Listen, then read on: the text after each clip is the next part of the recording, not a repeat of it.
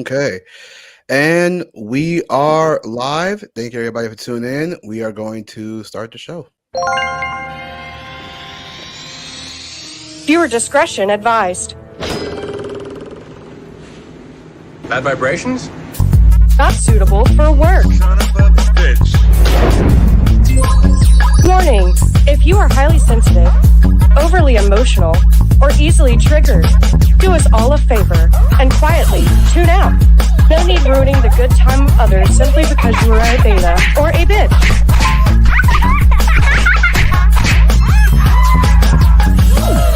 Age of Men podcast with your co-host in crime, Nick and Julius.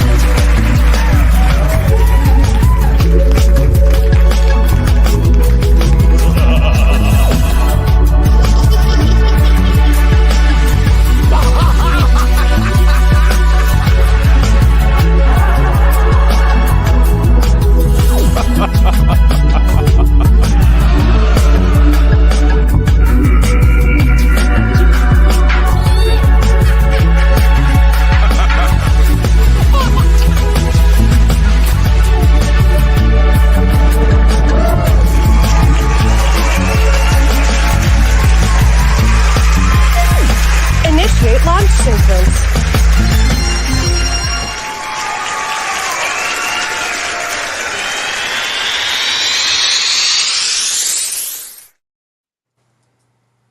What's up, everybody? Welcome back to another episode of the Age of Men podcast. As you guys can see, we have a very special panel today. I think it's going to be great conversations. Hopefully, no cat fights. No. Just kidding. A little inside joke backstage. So we appreciate you guys all for tuning in. Make sure you guys hit that like button. Make sure you guys are subscribed. If you're not subscribed already, I know sometimes YouTube can unsubscribe you. So make sure you guys are subscribed and follow us on all other social media platforms. The links are down below. If you want to support this channel so we can give you guys better quality content, the links are down below. Any questions or content you guys want us to review or discuss, or if you want to be a guest on the show, you can always email us. The links are down below. So we appreciate you guys. Let's go ahead and jump right into it. We got 4 beautiful ladies on the panel tonight. If you guys want to introduce yourself so the audience can know who you are, what you're all about, and we will start with Kimmy. You can say your name, age, and what you do. Oh, Kimmy, I think you're muted, maybe, or something. We can't hear you now. Okay, my bad. Yeah, there you go. Loud and clear now. Good to go. My name is Kimmy. I'm 27 years old from Texas. I'm a photographer and I also do a podcast as well. And she's one of our good internet homies. Carmen, you said you can't hear Kimmy? Oh, really? I don't understand why.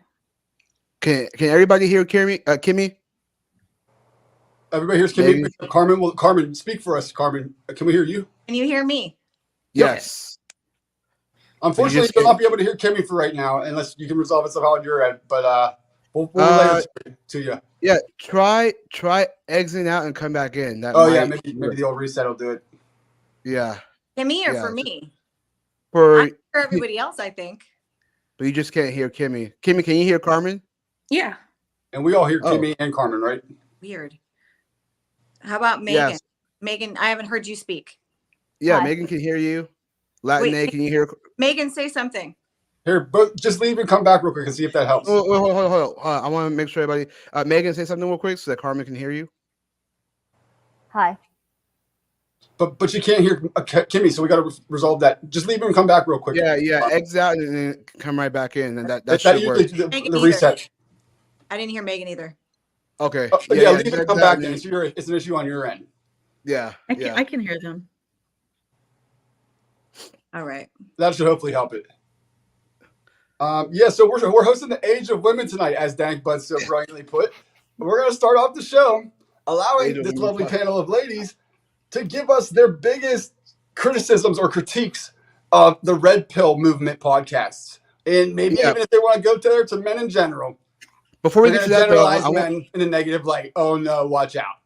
Yeah, before we get to that, I still want anybody else to introduce themselves so the audience can know who you are and what you do and things like that. So yeah, for sure. for the time being that Carmen comes back, so Kimmy, you said you're 27. Yes. And you're a photographer? Yes, photographer, podcaster. The Outcast podcast, man. Creative. Okay. And then let me switch Nick and Carmen. All right. Real quick, can you say something and see if Carmen can hear you? Yeah. Can you hear me? Can you hear me? Yay. Megan? Can you hear Megan, Megan? give her 1, 2, 3. Hi. No, a little more than that, Megan. Okay. Okay. Yeah. All right, cool. And then we'll go to Megan, name, age, and occupation. Name is Megan. Age is 23. Occupation, I'm a recent college grad, small business owner. I'm literally doing an order right now. And I am currently applying to grad school. Her occupation is part-time co-host of the Age of Men podcast every week. I know you're on the show so much. And then Carmen, same with you. All right. Sorry, I was adjusting my screen here. Okay, everybody can hear me? Yes, ma'am. Yes. All right. So I'm Carmen Estelle. I am a mother. I also have a full-time career in packaging. I also am a political activist and have been for about 9 years.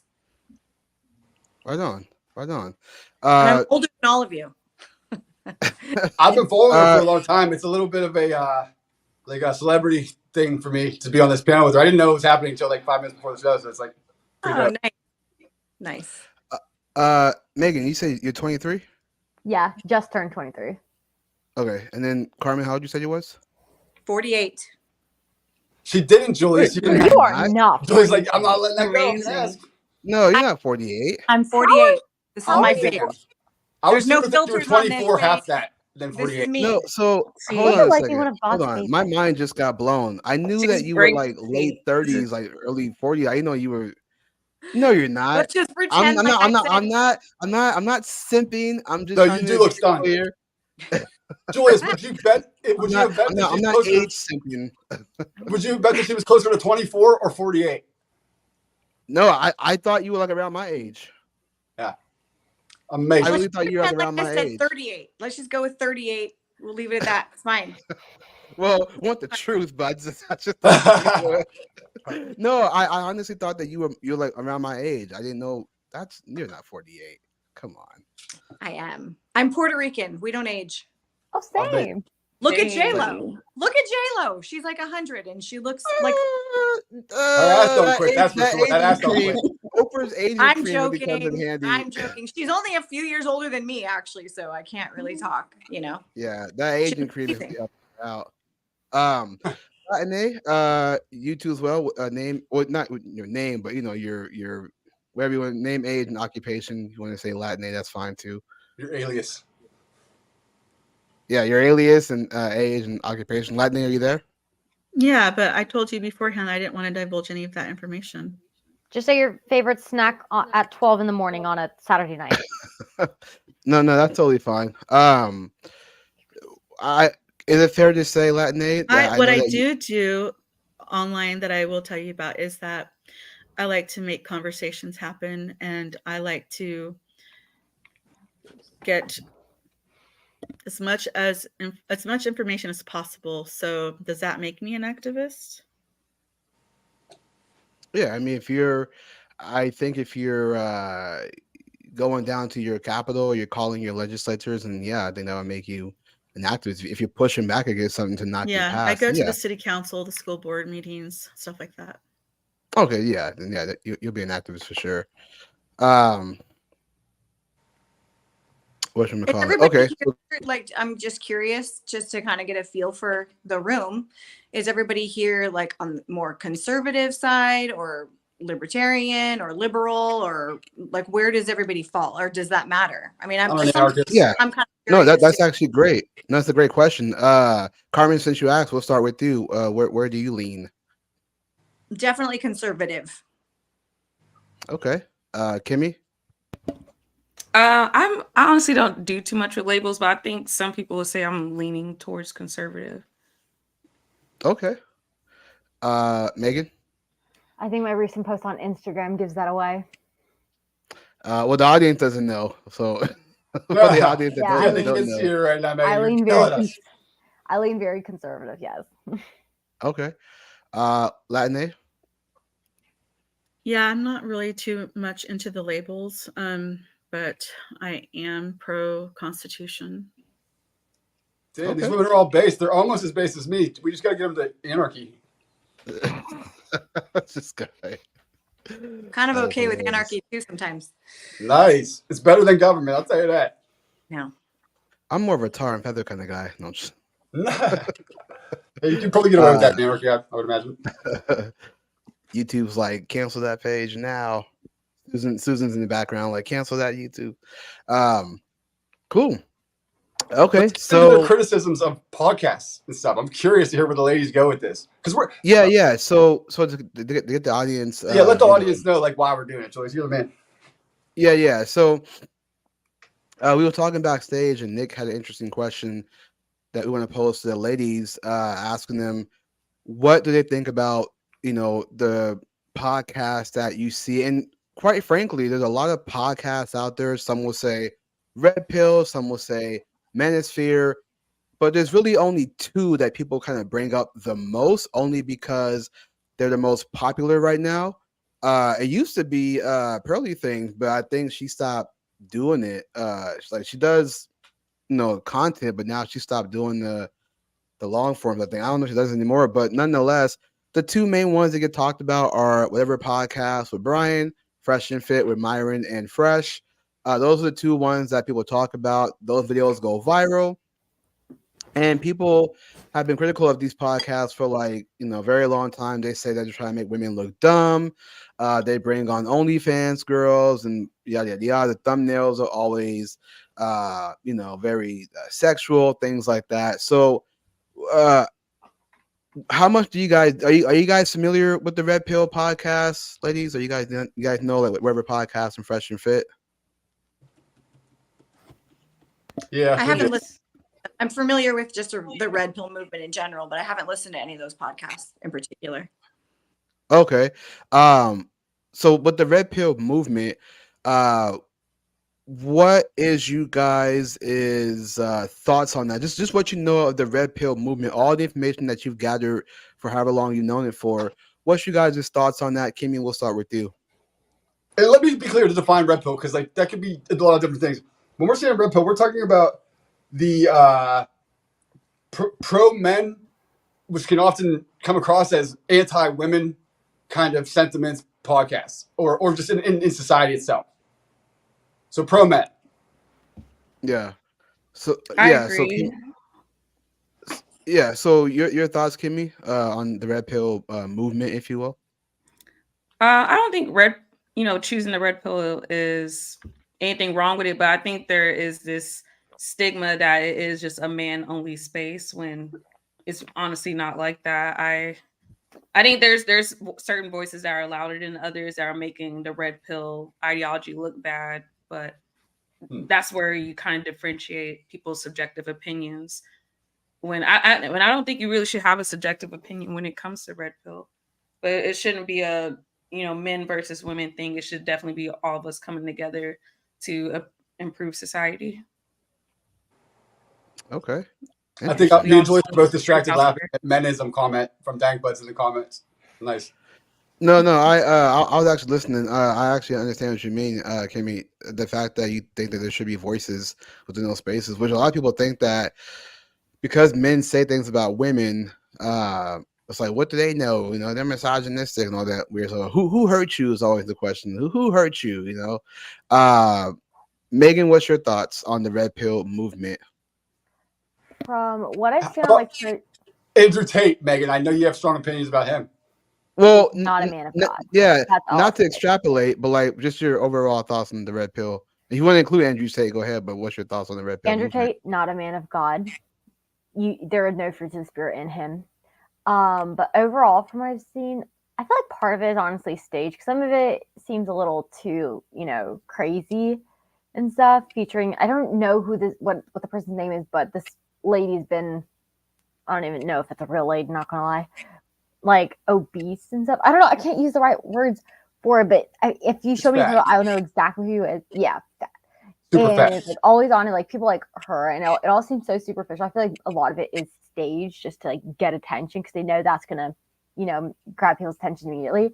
But if it was, I feel like both sides don't really have a true understanding of the other side's like true POV, and I could talk about that like later in this live because I feel like it's going to come up for sure. That's super insightful, young lady, because that's exactly what's going on. They're not trying to understand the other side, it seems. And I feel They'll like work with there's like a oftentimes. misconception. They have like just some weird assumption about each other, like both sides for sure. Seems very combative.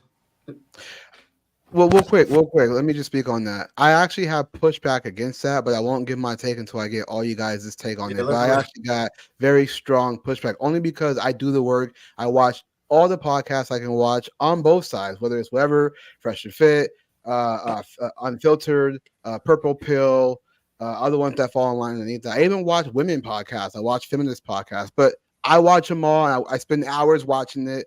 So I got to push back, but I won't just say just yet. Megan, continue your thoughts, and then we'll go on to Carmen. I mean, I don't really have much else to say other than I feel like both sides don't really understand each other, and I feel like there just needs to be a psychologist in the room to really like dissect someone's mind about like, what somebody really, really thinks. Because I always feel like it could be a cover up for something deeper than the actual issue itself. Okay. Also, and then, I do have Carmen? to step out to put away some dishes. Just this one dish. So go ahead, Megan. Travelers nuts. Our little sister on the podcast. She's always just travelers nuts. When you guys are talking about both sides, what are you talking about? Men versus women? Yeah. Yes. Yeah. So Julius is familiar with my experience with the red pill people, and maybe you are too, Nick. I think you were probably privy to some of those lives that we did. Mm-hmm. And to me, it seems like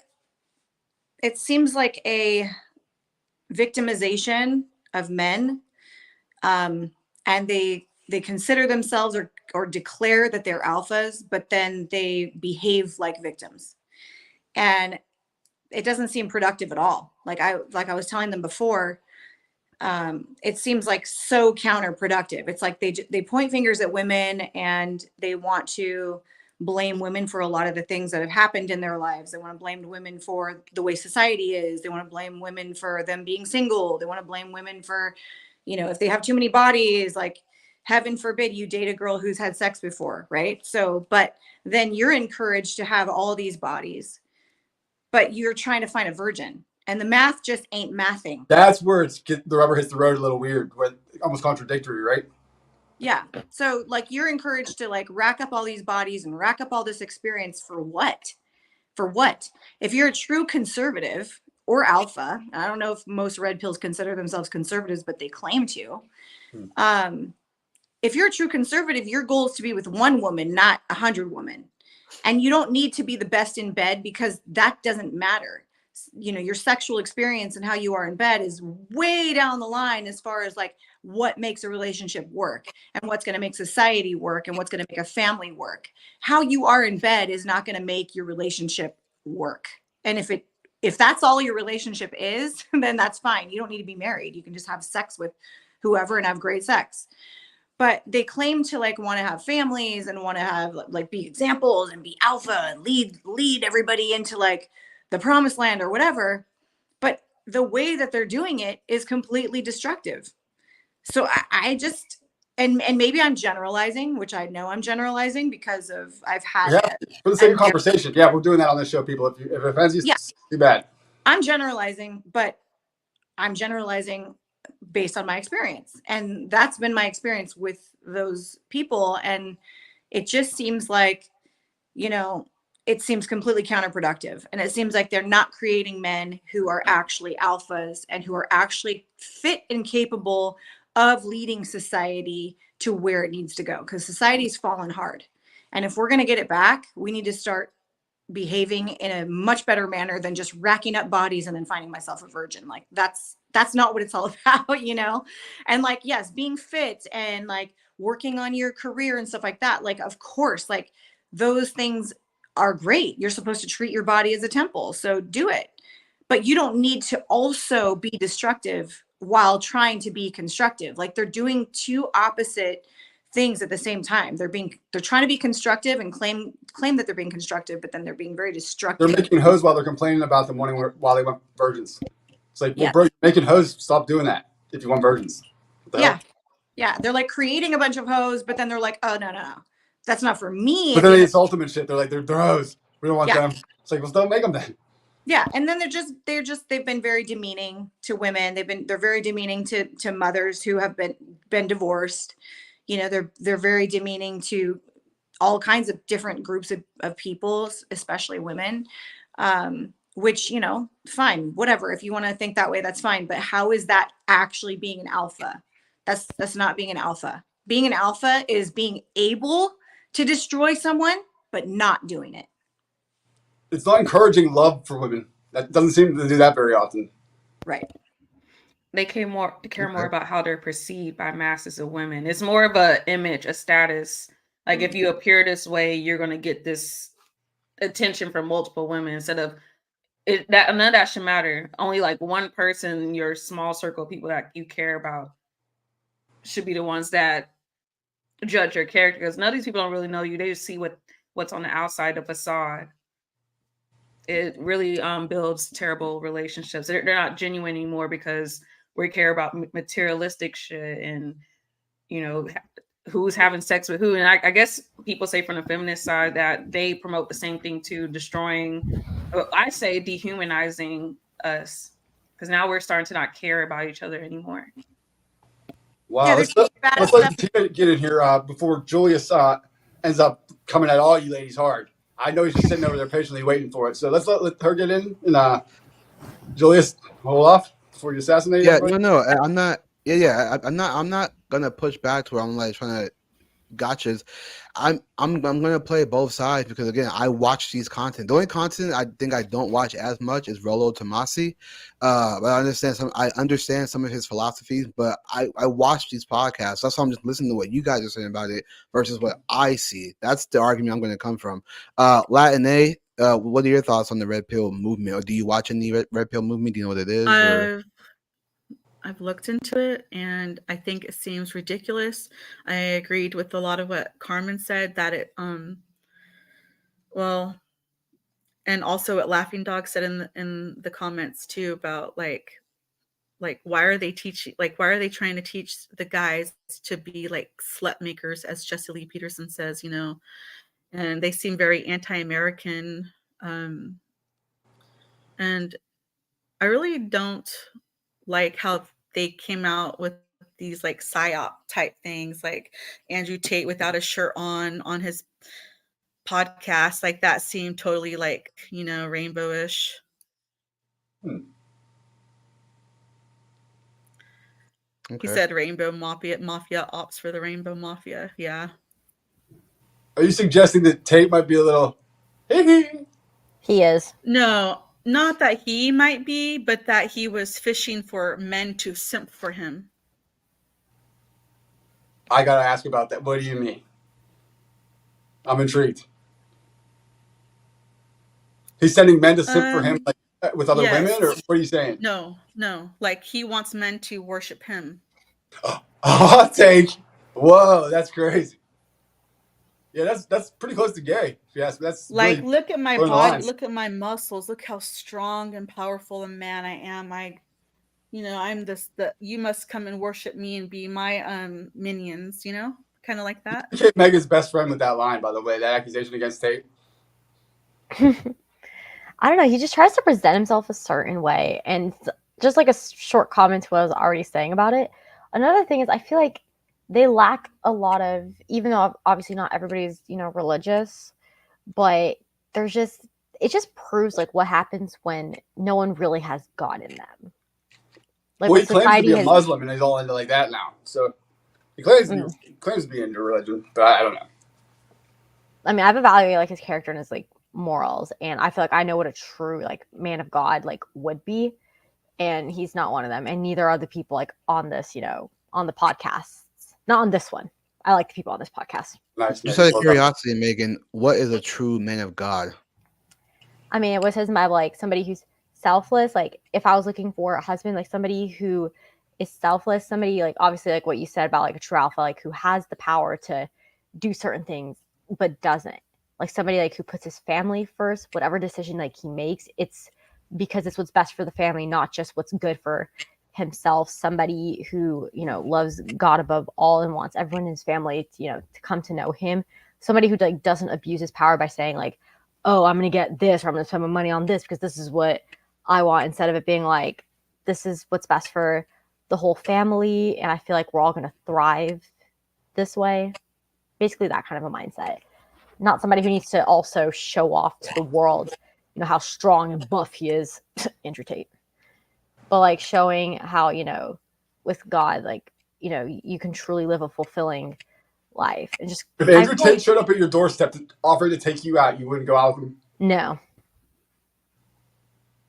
Okay. I'm not so Sullivan. I'm not. Him and I would not get along. Tate, prove her wrong, man. Come. No. Please do not show up at my apartment. I will call the police if he shows up at my apartment. I bet you go out with him. No. I actually want to get back to that question. I think it'd be interesting to get you guys' thoughts on that. If Andrew Tate came to your door and asked you out on a date, what would you guys say? But don't answer that now. But we're going to get back to that for sure. And I'll give a hypothetical, or I'll give a scenario. I'll give a scenario on what he does, what he's offering, and I want to get you guys' take. Yeah. But before I get to that, so I heard all you guys' thoughts on the red pill, and this is what I want to say. I find it interesting to me. Carmen, you're not all the way wrong. But here's what I'll say. I watched the red pill content, and again, the most two that get talked about the most is whatever podcast and Fresh and Fit. People did talk about pearly things. I think Sean mentioned in the comment that she's got some things in works, but she was doing the long form content. But when it comes to the men, right, we're talking about just the men, the Fresh and Fit and whatever podcast, they do have productive conversations. The problem is that people they watch the clips that go viral, and they watch that, and then they go, oh, these guys are misogynists because the way the clips are edited is made to make women look dumb. But if you watch the long format, a lot of the women on the podcast have inconsistent worldviews. I'm not saying that I agree with Myron's worldview. I'm just saying that the girls on there have inconsistent worldviews. So when they're challenged with that, they tend to get upset. They start calling names like, oh, you're misogynist or you're this. Matter of fact, I'll give you an example with Brian on whatever podcast. This girl called him, or she was labeling men as misogynists, and all Brian said was, can you define misogyny? Since she used the word, can you define it? And she starts crying. She just starts crying. Brian's like, are you crying? And she like makes herself cry all because he asked her, can you define misogyny? If you use the word, you should be able to define it. So it's like people may watch that and go, oh, Brian is such a misogynist, making that girl cry. But she used the word or is she just dumb as shit? That's the question, right? Is he a misogynist or is she just dumb? Yeah, but that tends to happen a lot of the times. I'm not saying women are dumb, but I'm saying they give dumb answers. But they just look dumb sometimes, right? It's not like they're being made out to be dumb. Now, sometimes that happens, but sometimes women are dumb too. Their worldview is inconsistent. Now, there are some that do have they do articulate their argument well. They're still wrong, but they do articulate their arguments well. So when you mentioned about the victim blaming, Carmen, and then I know Latinate, you agreed, and then Megan, you said not understanding each other. So I'm writing this all down as you guys are talking about this, so I can kind of just know what you guys are saying. So when you're talking about that, about the victim blaming and not understanding each other, the thing is that women often see things in their lens, and then they don't understand where the man's coming from. I think that men, we tend to understand female nature because we're dating you guys. Not saying you guys don't know man's nature. There are players and things like that, but we're talking about just like the average man that's not trying to be a player. A lot of the time, a lot of females kind of do the exact same thing. Based on my experience, just from, I would go as far back as like junior high to like attraction level to today, nothing has changed. Like the attraction is still the same for women. Women prefer certain types of men, not all, but majority of women tend to they like taller, smarter, make more money, things like that. A great quote from Rachel Wilson that she tweeted out. She was like, feminists will say things like, "We want to make just as much as men," but then you want a guy who makes more money than you. So it's like That's that's what I also mean. like equally contradictory as the guys that say they want a virgin and they're going out and making a bunch of hoes. That's the opposite end for women. Yeah, same thing. Right, and so yeah, so let me actually touch on that as well. So I don't agree with Myron saying that men should go out and sleep with a bunch of women. Now, this is where I play advocate, right? To give context behind why Myron says that. In Myron's eyes or his worldview, because men work hard to a certain level of status, women tend to be attracted to that status. I mean, you could take it all the way back to like high school where the jock always got the girls and the guy who was like into computers did not because the jock was popular. It's like a status, it's like status discrimination basically, where the men who are not as popular don't get looked at. That's why they say most men are invisible to women because they have no status, right? If Nick and I were a popular, if we had like 500,000 subscribers, you will see a lot more people coming to our page when we're out and about. People recognize us because we have status now. It's just how it is. People don't know who we are because we don't have status. So in Myron's eyes, if you get to a certain point in your life where you make a certain amount, to him, he should be able to go cheat because he's able to provide for that woman. Let me give you an example. Someone asked him on the podcast the other day, they said, if your daughter was dating a guy and she told you that he was cheating on her, what would you say about that? He said, if that guy is taking care of her, like financial, all that stuff, then he's going to tell his daughter to suck it up because that guy is taking care of her, right? And to me, I don't agree with that because, I mean, from a biblical standpoint, I don't agree with that, because infidelity and fornication, that's all a sin. Um, but that's Myron's worldview, is that if the guy is financially taking care of you, he should be able to go step out from time to time because Well, he in looks his at it as eyes, not a big deal. It's like I had to work hard to earn every bit of attraction I get from a woman, and therefore, when I'm starting to reap the benefits finally after working hard my whole life to get that, if a piece of ass presents herself to me every once in a while, I might take it. And it's not like I love her. It's not like I'm stepping out on my wife. I'm still coming home loving my wife just as much. And I've worked hard to be in this position to do that. And I'm providing everything for this woman in a way that most men can never do for her. So she can't get this from anywhere else. So yeah, I'm in the position with all the leverage, so I can bang who I want, and she's gonna have to deal with it. That's basically his attitude. If you ask me. yeah, that's why I disagree. What's up, Carmen? Is Myron a Christian? He's a he comes from a Muslim family, but I don't think he practices anything actively. Yeah, he's Muslim, but I don't think he practices what he preaches. I don't think he reads I like the don't Quran. sign off on what I just said. By the way, I'm saying that's the vibe I get from Myron. Well, no, that actually is his take. He actually said this. I actually watched it when he talked about this. He said, like one time there's this video where I was watching, and the girl asked him and said, well, why do you get to have sex with lots of women, but you don't want your woman to have sex with lots of men? Now, there is a difference. I'm not saying I condone it, but there is a difference in how men and women perceive sex. There just is. But I don't condone it. But his response was, I didn't work this hard to not be able to have sex with who I want. And the reason why I have a problem with that, because that's the same entitlement that I see women have when they say, I deserve a man because X, Y, and Z. Or if they're working, I deserve a man because I'm making this much. So it's like they're both like a mirror of each other, right? The woman who's making like $100,000 a year, she'll get a man that's equal to, if not greater than. So she thinks she deserves that. The man who makes that much a year thinks that because he's rich, an entrepreneur, that he deserves to have sex with any woman. And to me, that's a sense of entitlement that I just disagree with.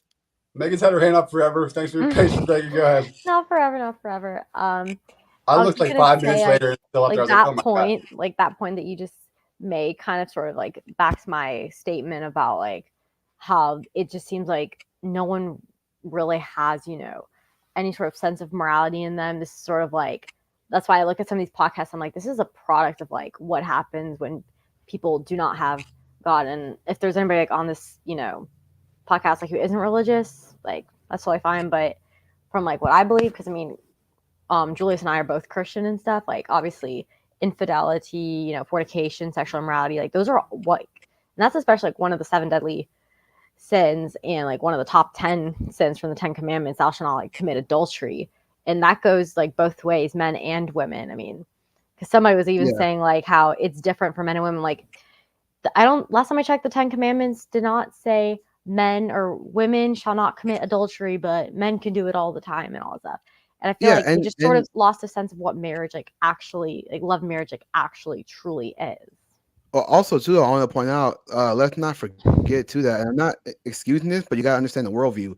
Myron is Muslim, so he's not really practicing what he's preaching necessarily. So, yeah, so like that's what I mean. We gotta like look at that too as well, because yeah. So my argument from Myron to push back against him would be from a moral standpoint, right? I mean, I am a Christian too, but from a moral standpoint, because even when people try to point out about how people in the Bible had other wives, it always ended badly for them. It never ended good. Do you know what I mean? Solomon. So, but not that Myron. What's the Bible stance on that? Do they say that it's not a good idea eventually, or because I think it thins out? It doesn't. They don't have as many multiple wife things in the New Testament as the Old. I don't think. Yeah, so there, I apologize for not giving you chapter and verse, but there are men that have multiple wives, but it always ended poorly because the wives were essentially like backstabbed, to paraphrase, essentially. Yeah. And then in the Bible, in the New Testament, like it talks about, a man shall leave his father and mother and shall hold fast to his wife, not wives. Yeah, because it talks about become one flesh. Marriages between one man and one woman. Are you sure it defines it like that much? Because it does. It does. You're probably referring to what happened in the history, because they have a lot of guys in there that were like holy or whatever they claim. They had multiple wives. Like but those guys that had multiple wives ended poorly because those women were not faithful. So the Bible does say that. Does it say that that's immoral or something somewhere? And a lot of the scripture that you do see, like especially like with story like King David and Solomon, a lot of those things like were from like Old Testament scripture, and as Christians we're supposed to follow the New Testament scriptures. And the New Testament says that it is a sin to commit adultery. Yeah, and you cannot. But if you make them your wife, even if it's multiple wives, it's not adultery, as I understand it. It would be adultery in the New Testament. Yeah, because God commanded. Because God commanded one man and one woman. The two become one. And any guy that ever had multiple, there's always a problem. No, I hear your guys' point, but I just never came across that myself. So I'm glad you're clarifying. Yeah, yeah, I'll be honest. Again, I'm learning more of the Bible now. I was reading it last year as well, but I'm reading more now. I'm understanding that point. So I would just say, just read the Bible and it'll tell you. Yeah, but that's a good question because there's a lot of misconceptions in the Bible, but we do follow the New Testament. I wanted to, Carmen, if you don't mind, don't think I'm trying to there's no gotcha in there. Something that you brought up about, the whole, what did you say about the sex thing? You said God forbid a woman have sex before. What were you saying? A woman has sex before you're with her one time or whatever. Yeah. Oh, the whole body count thing, right? From the red pill perspective. Yeah. So I agree with you about the whole, them being hypocritical by saying her having lots of bodies is bad, but me having lots of bodies is good. Now, this is where I would, again, I'm gonna play advocate again with the differences between the sexes, right? If you look at secularists' worldview, right, they always say that men and women should practice before they, so they can be good in bed, so to get with somebody that's not going to be as bad, whatever the case may be. It ain't that complicated or that difficult to figure out eventually. When they say that, I'm like, what are they talking? It's like you have to train for years to figure out how to fuck. Yeah, so how it's done shouldn't be hard to figure out if you're with the one person.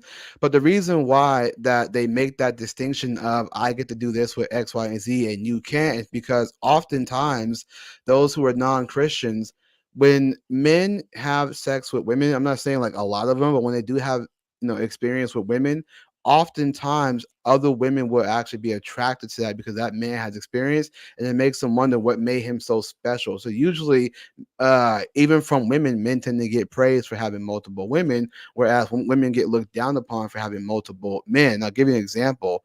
When I was watching a Weber podcast, Brian and this girl was having a debate about that, and she was making fun of Brian because Brian was talking about how body count matters.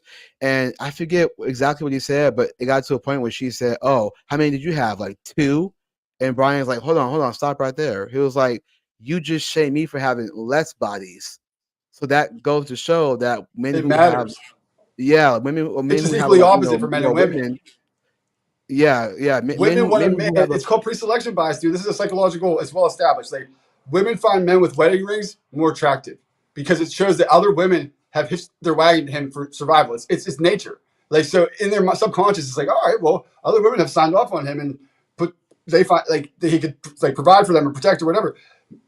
He's probably like a good, mate or whatever. Whereas men, on the other hand, we need paternity assured in nature. So therefore, you can't have other mates in us, or else there's no guarantee of paternity, and we're not going to raise those cubs if they're not ours for sure. So it's just two different things competing. So we want less. So that's why the woman's pursued, and the man's trying to get in. And the woman has to be the discerning one because she has the long-term consequences potentially of getting impregnated and having to bring that child to term. So she has to make sure she gets impregnated by a man that's going to protect and provide for her forever, or she's going to die in nature if he doesn't.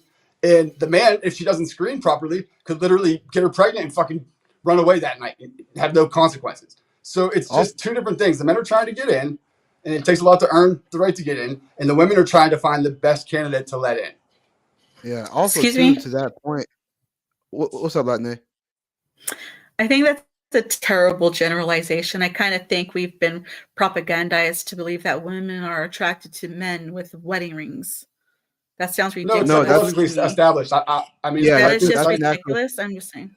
And I can No, show you no, the that's studies just if a you don't believe terrible it. generalization. No, I don't No, believe no. in these statistics. They're full of well. shit. Well, there you go. So Facts. yeah, no, that's There's- fine. That's fine if you feel like that. But there has been polling on this, and this is why I say, I can take it back to all the way to like elementary school, even high school. It's always been like this for a very long time. Even before I was born, it's always been like this, where men who have status, who tend to get more women will find them attractive. It's always been like. I'm not saying I agree with men having sex with lots of women. I'm just saying the distinction between the two is that women oftentimes are attracted to. And that's why women will shame men. That's why if you notice, women will often shame men who are virgins. They just say, "I don't want to date no virgin. I want a man with experience." You often hear women say that. I've heard that all my life. So women oftentimes will prefer a man with experience, whereas a man feels off put by women who has experience. It's just how we're naturally wired. Women can get it all the time. Having sex with 50 guys would be no problem for you. You can make it happen by tomorrow or the next day. Us men, we can't get laid ever unless and until we earn it from a willing woman. It's not as easy as you think. So it's two different things. It's like you guys, your values in if you preserve yourself because you can easily get it anytime you want from everybody. Our values in if we could ever attain it because you guys don't give it away easily. It's just the, equal opposites. That's all it is. It's nature. You'd called my name earlier, Julius, but I was waiting for like the question or what you were calling my name for. Yeah, no. So I was Sorry, Megan. sorry, Megan, I'm gonna let you speak in just a second. Yeah. I was could you mention the sex thing and things like that? I was pushing back on the whole God forbid, women have sex before, and I always make the argument body count matters. I would die on that hill because I think it does matter. I think how many for both men and women, I think how many people you have sex with, it can break the relationship later on. There's actually been studies and stats about this too. I know Latin says stats are propaganda, but if that's the case, then you should never ever use stats ever in your life for anything. If they're all propaganda, then never ever use stats for anything. But unfortunately, we do have polling. We have polling data, and that's just out there. So the body count does matter because even if a woman has sex with two people, there's still a higher likelihood of chance of divorce. So the last guy she gets with might not work out. And a lot of times when you have sex before marriage, the relationship to go downhill, not uphill. Not for all people, but it does happen. So I was just mentioning the red pill's perspective, not my perspective. That's what you were wondering. Okay. Yeah. So I was speaking on their perspective. They claim that they want to rack up all these bodies so that they can get experience and be the alpha and be more attractive. Meanwhile, heaven forbid if a woman has a body, right? So that's Yeah, okay, I got you. So, yeah, that's not how I feel. I mean, that's why I would push back on the that's why I Yeah. push back on the red pill. That's why I disagree Yeah. with Myron, because Myron told Sneeko this. He told him one time, he said that the reason why he prefers men to have, and this is what he says. I don't know if he still believes this now, maybe he does, but he said that men should have sex with 50 women. And Sneeko said why? And he was like, because men should know female nature. And Sneeko was like, you don't need to have sex with women to know female nature, which I wholeheartedly agree. You don't need to have sex with 50 women to know female nature. You can just know based on interactions and how they are. you can just see it. So you don't need to have sex with them to know that. You can just know based on I interaction. think maybe he's trying to say that's how you prove that you are able to seduce women or something like that. I'm not with it. But I think he's trying to make some sort of claim like that. Like, you have to seduce 50 women before you actually are a Casanova or whatever he's trying to get at. No. He quite literally said that men should have sex with 50 women in order to know female nature so that they won't get played in the end, which I would argue that's the wrong way to go, because you don't need to have sex with 50. If you don't know women by the 49th, bro, if you're having sex with 50 women, there's no way you're not playing with them somehow, some way to make all that happen. So I would say he's actually playing with women while he's trying to like learn to not get played. It sounds. Yeah. Yeah. What's up, Megan? Exactly. Again, this is what happens when our society lacks God. And I always bring up my parents because I do look up to my parents, you know, because I feel like they're a true example of like what a godly marriage should be. I mean, they just celebrated 30 years. They're actually on a trip right now, which is why I'm on my phone, like talking to them and stuff. Happy anniversary to them. Cool. Yeah. And even because my parents were each other's like first and stuff, my dad, like, because I even showed him some of these podcasts, because he, obviously, if you've been on the internet for a day, you've probably know who Andrew Tate is and like all that stuff about body count and stuff. He's like, a true man does not need to take advantage of, and I always say take advantage of, not in that sense, but like, you know, use women's bodies to like practice and stuff. He's like, you don't need to do that. I mean, I'm not going to go into like any detail about my parents, you know, life, but he says, but in his words, people have been doing it since the beginning of time. It's not that hard to figure out, and it's not that complicated, man. They make it out to be like some it's not that complicated. It's not something you need to practice over and over again. If you're with the person that you are in love with, that you vowed to commit your whole life to, that you vowed to commit, you know, fidelity to, in other words, it's not that hard. It's not something you need to practice on so many different people and stuff. So Megan, buckle up, because you said something there that I gotta ask this question, and it's in good faith, but it's a tough one. Often people say that, you know, we're lacking God, and that's where all the problems are coming from. I could see that argument. So how would you suggest to people that are open to finding God but just haven't had that connection yet to get him? I would say definitely go to church, because I mean, obviously I'm not a pastor, and I feel like a pastor in a church could answer a lot more questions better than I can, because I mean, they're quite literally trained to do what they're doing. I mean, I grew up in the faith, and I chose to remain in the faith even during my college years, where I feel like a lot of people tend to stray away from it. But I would say, you know, go to church, like get in touch with a pastor, make some friends in the church, because I always feel like people tend to like not stay in the church based on like how other people treat them and stuff, because some people have a superiority complex, and that is not what a true Christian should be. A true Christian needs to have all like humbleness, knowing that, you know, nobody is perfect, but that with God, you know, we can be saved and live our lives like according to how he wants us to live our lives. Wow. That was a good answer. Kimmy, you have something to say? Yeah, I think even without religion, people should be able to establish good morals. It just shows that people just lack self-awareness when it comes to these type of situations. Like, for example, you said the generalization about how women want men with a high body count, or at least that's what I guess Myron is portraying in his content. And honestly, it's so harmful when people promote this type of information, because now we're putting this monolith over women as a whole, when we know for a fact that's not 100% all the way.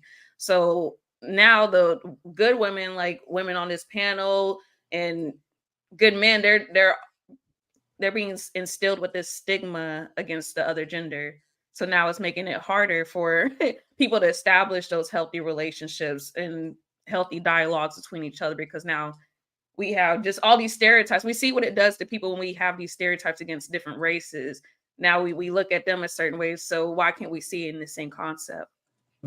Well, one thing I can say for sure is that we never ever say it's all, we say most, because it has been that way for a long time. Most women do have a certain type of dude. It's just been that way for a long time. There's nothing I can do about that. I don't know. Here, I'll tell you what it is. Again, it's psychology, man. So hypergamy says women want a mate that's equal to or above their socioeconomic status. It's well established. Men mate equal to and below. That means that typically women would sooner share the dudes at the top percentage than fucking have solely a guy that's a bomb. But I And think that's what that's it is. That's playing why you two have different fucking like concepts. all these rappers and stuff. Like you would happily share him when he comes through, or whatever. He's successful and he's at the top, and all the women want those guys. So they have all the picks, and the women will sooner share them most of the time than go find a bum that will be monogamous to them. And by no means, I'm not condoning any of this. I'm just saying that in this society that we live today, this is what it is. Matter of fact, let me give you just real quick something that Myron said that I wholly disagree with. Because of how things are today, Myron is actually telling people to just adapt the new normal, because feminism is never going away. So we should all just adapt to it and then be able to, be men, make money, have sex with who we want to. I just disagree with that. I agree with Megan. We do need God in our lives. I agree with that 1000%. But I'm just saying, in the world we live in today, the way women's mindset is, and even how men's mindset, again, Nick brought up a good point. If you look at rappers, celebrities, things like that, those women will gladly share that dude because he can provide a lot for them. Drake, and they don't mind how many bodies he's had. It's not a problem. It's fine. Yeah, that's why for degenerate women, not real women. A lot of women. Well, anybody having sex before marriage is always degenerate, period. So there's degenerates out there all the time. We're just saying the distinction between how women perceive men versus how men perceive women. That's always the distinction in that. And oftentimes, men who have a certain level of status, more women will be prone to that, and to the point where they might consent to sharing him. I don't condone it. I'm saying that's just how it is. Because they'll share some value rather than be solely committed to a guy with no value. It's that simple. But I'll take some of the value from a guy, because only up here have the value. 95% of the guys aren't getting any attention or getting laid ever. They couldn't get laid to save their lives. So that's an important part to remember. Only these guys at the top get all the attention from those girls. And they seem like they're fucking just like tearing everybody up. Most men aren't doing that. They can't get laid to save their lives. So they're not like out there making hoes and stuff, even if they want. I just don't agree with that. Depend on the self-worth of the female. Like even the Bible talks about you should be with somebody who you're equally yoked with, basically somebody who can pull the same amount of weight maybe in a different way. Maybe you're bringing home the bacon and she's taking care of the house, whatever it is. But like if a woman has lower self-worth than what she perceives that man to be, but she wants to be with him for his money or whatever, then maybe she'll share him because she doesn't have the self-worth that she needs to say no. Who just put fireworks on my screen? I hear what you're saying. Yeah, I didn't do that. What just happened? Amazing. You made such a good point that you got fireworks show. That was not me. Yeah, I was like, where'd that come from? Like Carmen said something. I was like, God. Hey, God just did that. He was accenting your point. God said, yes. No, so it depends on the self-worth of the woman. And so like, you're never going to see a guy who's like the CEO of a Fortune 500 company dating like somebody who lives on the street in a cardboard box who's a crackhead with no teeth. Like that doesn't happen. Well, not that, but he will date a girl that works at McDonald's that's very, very cute and submissive.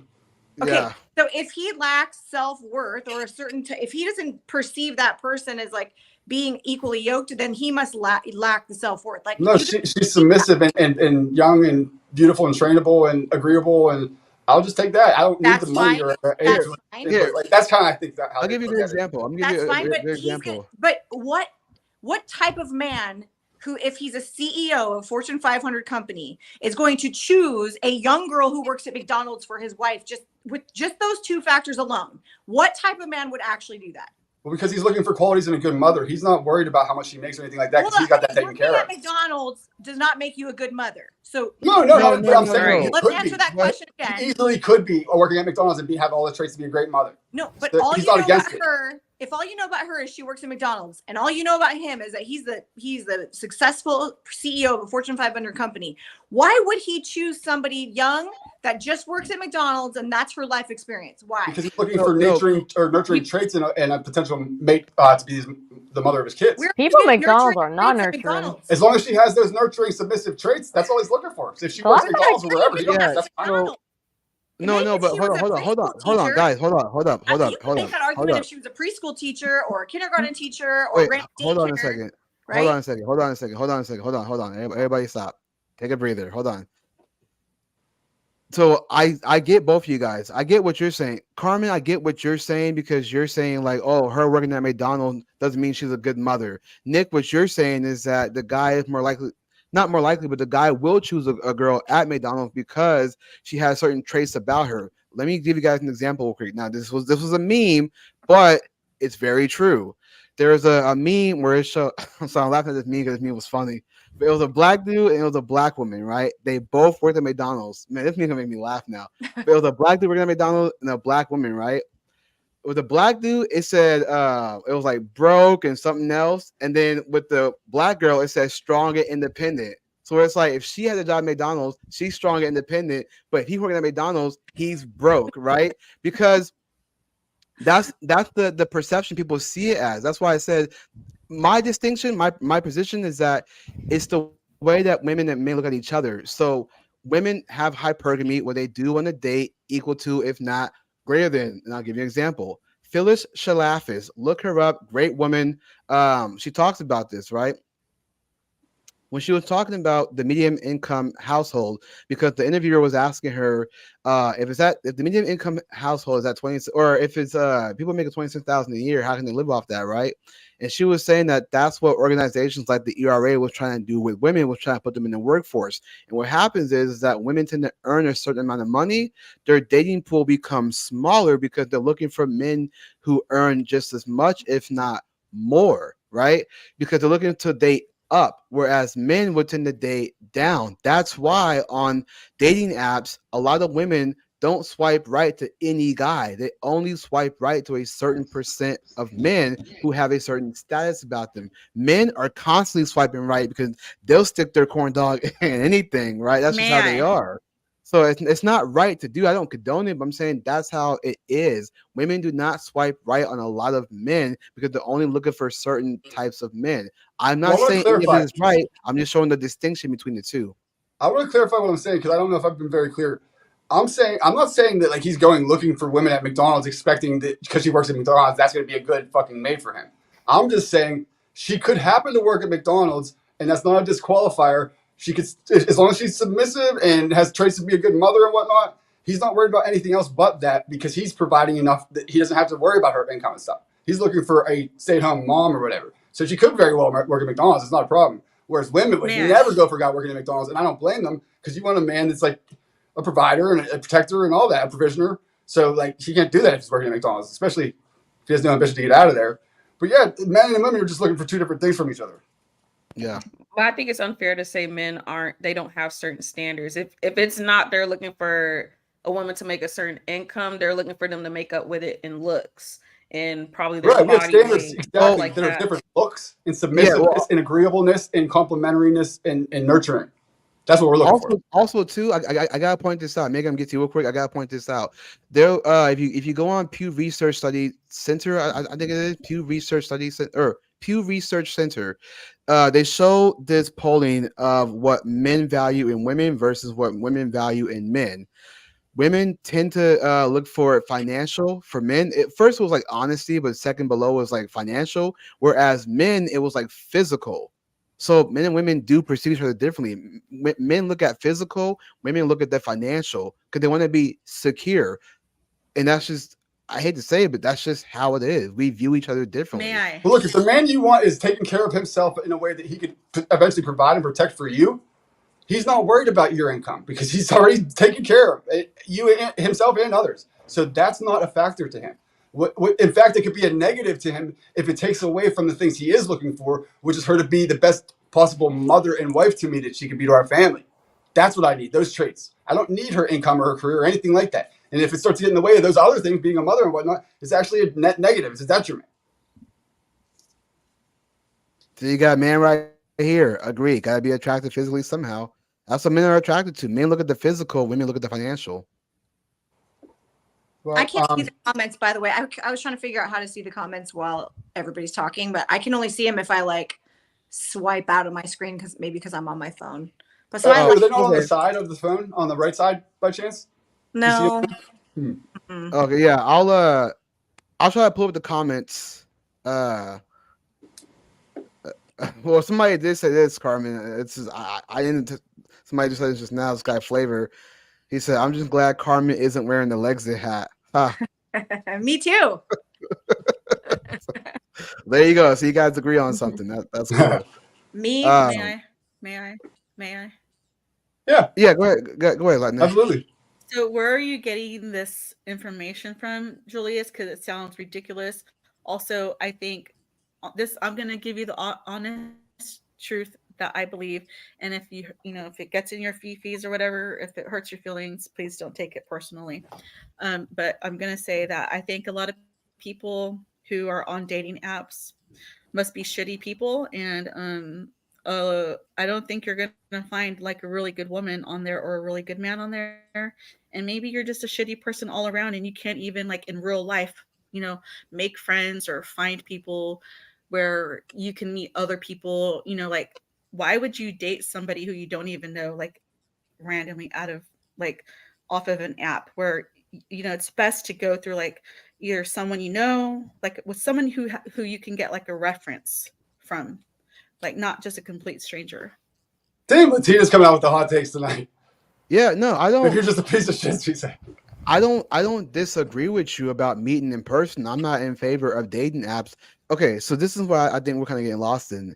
We're getting lost in the distinction, how it's a distinction how men and women see each other.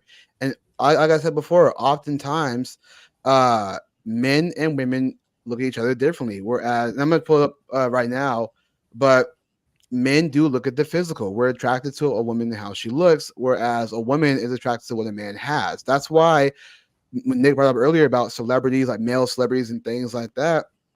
Look at how I'm gonna give you a good example.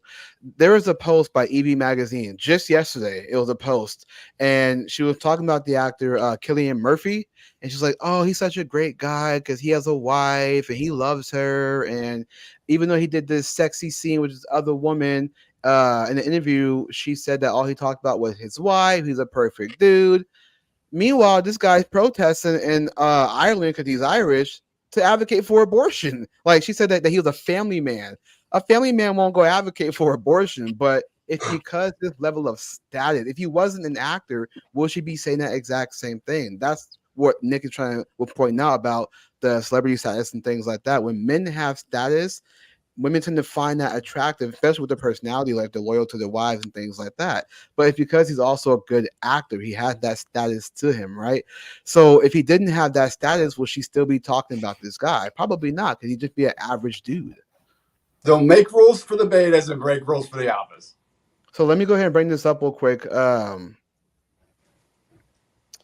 me bring this up real quick. Let me see. I'm going to try to screen. I just want to say I don't mind dating an average man. No, that's Fine it's average. totally fine. You can make the choice. Wait, can you say it one more time? Nothing wrong with I was that. kind of muffled. You would date an average man, or you wouldn't? I said I don't mind dating an average man. Like I would prefer a man that's not on social media, does his work, just simple. I don't want him to be of the world. Are they hard to find? Because if you would think if they're average, there's going to be a lot of them, right? And I'm honestly asking. I don't know. I don't look for guys. Well, with good morals, it's not that easy to It find. looks like a Family Feud chart, like a chart you'd see on Family Feud. Yeah. So Yes, that's 100 funny. men and women.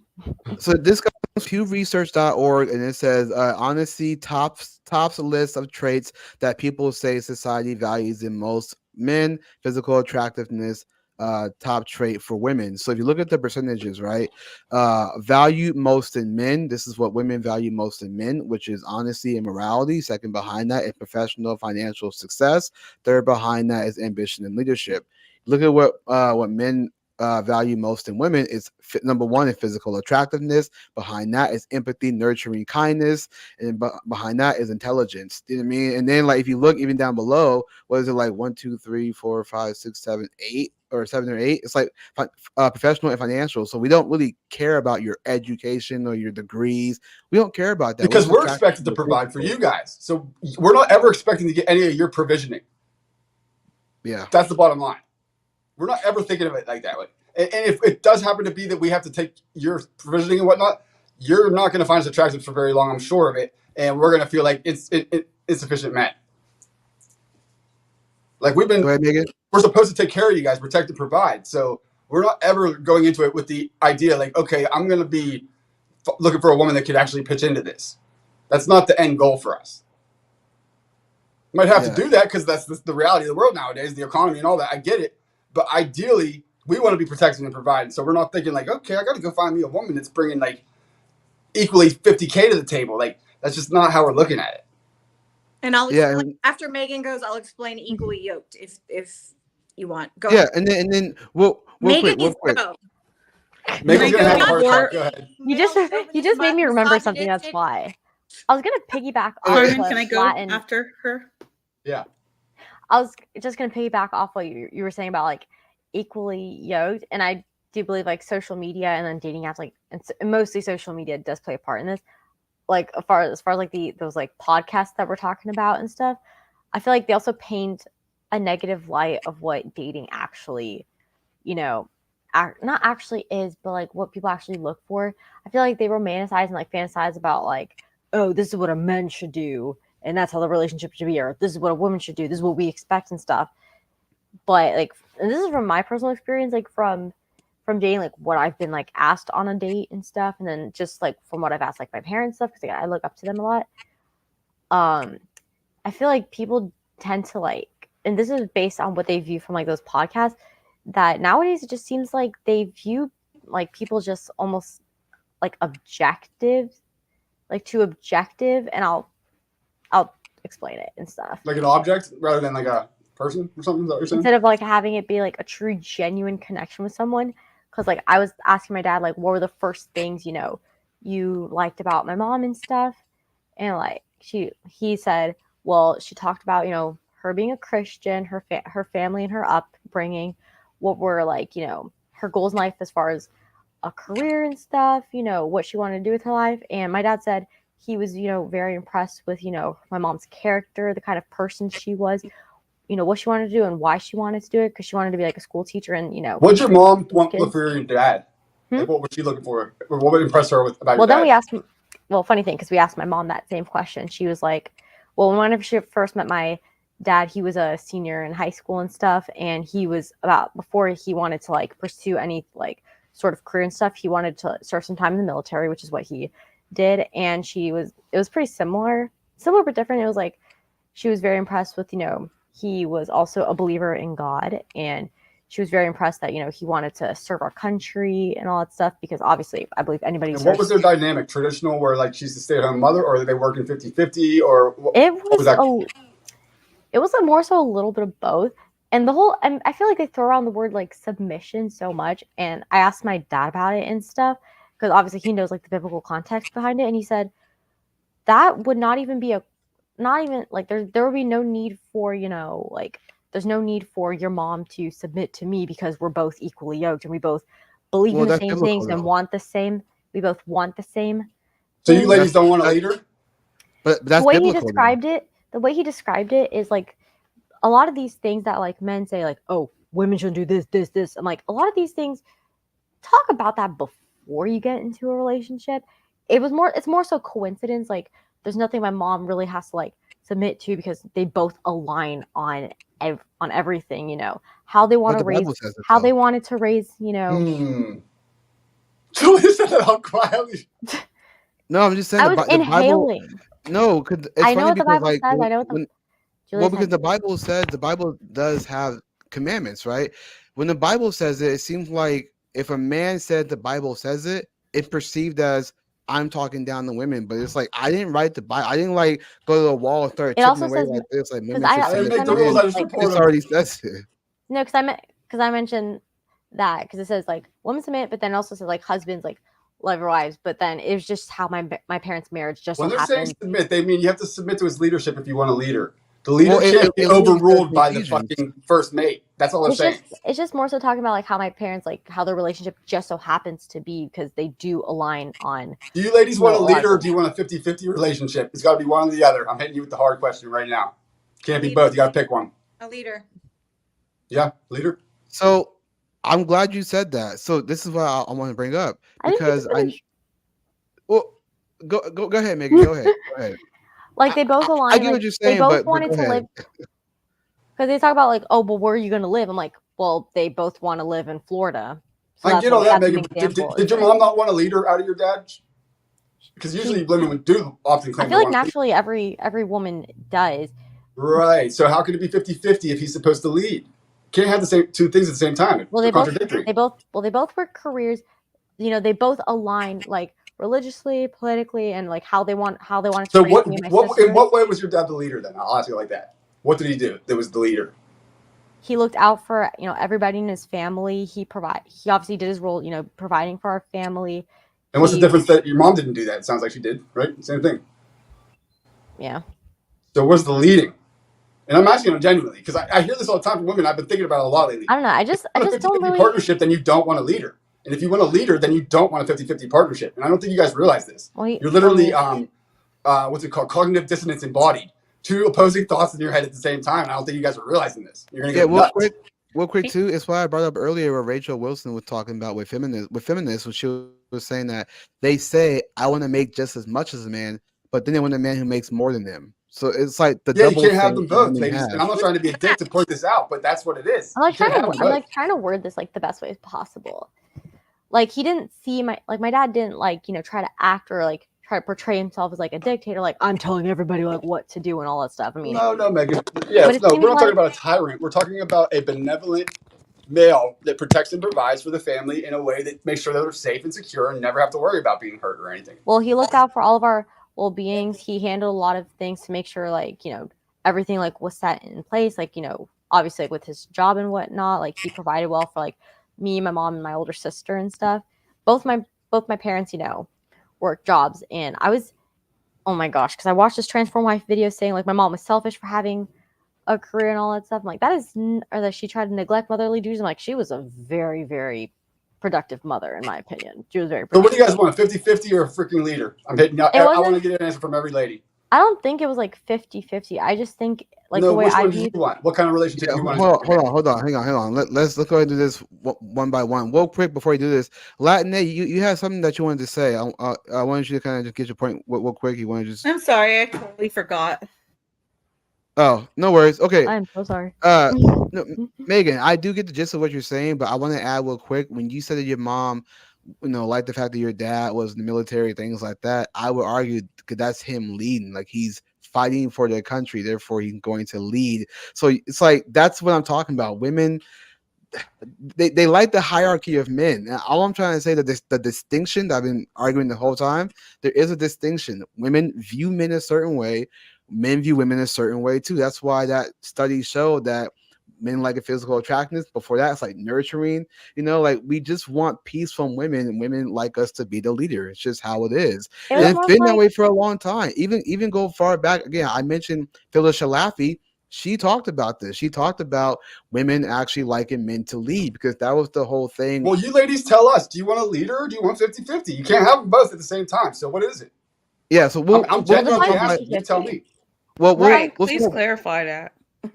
Yeah, we'll start one by one. So what we mean by 50-50 is basically both of you bringing the same thing to the table. You both listen. If you have a leader, he can't be overruled with an equal vote from the first mate. Like the captain of the ship has to have the authority in certain situations to be able to say, look, we're doing this right now. I don't have time to explain it or whatever. And you need to support me as the first mate and we'll get through it. But if you're 50-50, you can literally veto him and say, no, hold on. We're not just doing what you're saying. So they're two different things. What do you want? Sorry, this comment is just funny, bro. What's it say? Bro, that guy's like freaking weirdo, man. He's making a lot of like borderline weird comments. All right, no so let me ask the ladies real quick. No, Flavor is cool. I like when Flavor pushes back. I like that. He pushes back a lot. He sounds like a flame. Can I I feel like I don't get to like not like don't get to like, but I don't know how to say it. No, I'd love for you guys to answer this question. You're avoiding it. 50-50. No. Yeah, real quick. Hold on, everybody. Hold on. People in the chat are saying they want an answer too. You guys don't want to answer? Yeah, it's hard to think about. Yeah, hold on. Everybody, hold on. Chill. Let's ask the question one by one. Start with Kimmy. Kimmy, do you want a man that leads or do you want a 50-50 relationship? I mean, that's how I was kind of.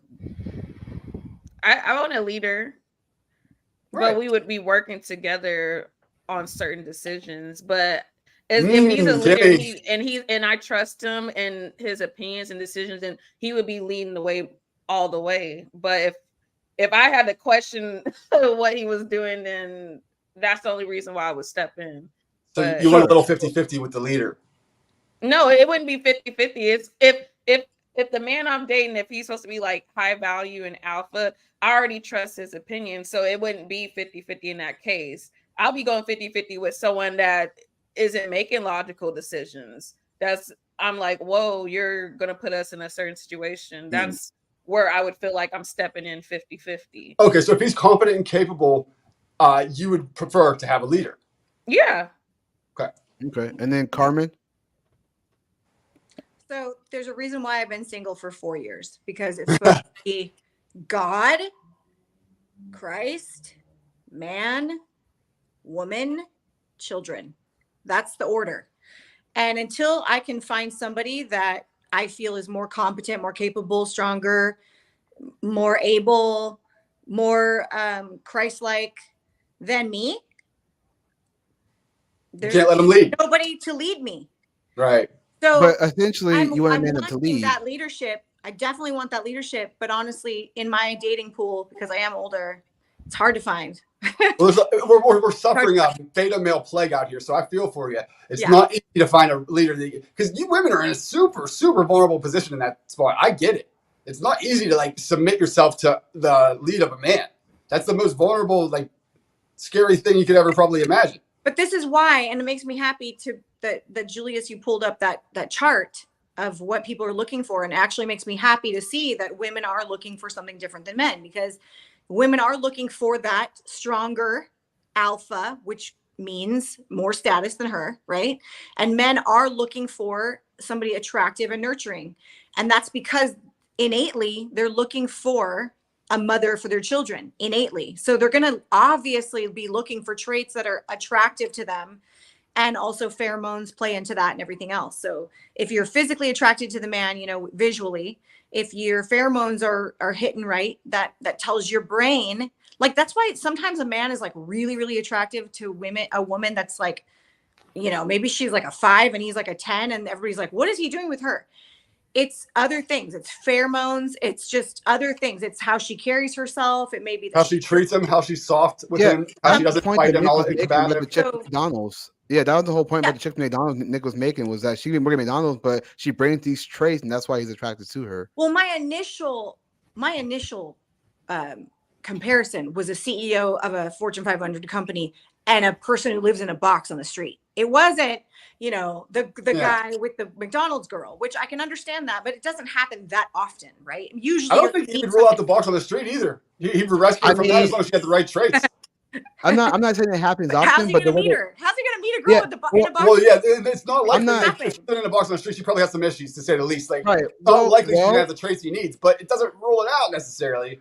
Yeah, like, a woman's never going to date a dude in a box, and she shouldn't anyway. He doesn't think that she's attractive, that she is like carries herself in a certain way, that she's nurturing. If the pheromones aren't hitting, then he's not going to want that woman for a wife. If he's looking for a wife, he's not going to want somebody that can't even take care of themselves as a wife. Right. That's a good point. That's a good point. Take care of the children. That's a good point. Not to say that it doesn't ever happen, but culturally, if you look at like that movie with what was it, Richard Gere and Julia Roberts, what was that, Pretty Woman? She was like a lady on the streets essentially, and he took her in. Streetwalker, yeah, she's a professional sex worker. Yeah, I'm just saying culturally. I'm saying culturally that puts a perception, even though it's more toward prostitution, which is not good, but it puts that perception that a man would take a woman off the streets and it's her into something. So I'm just saying this culturally that perception is out there.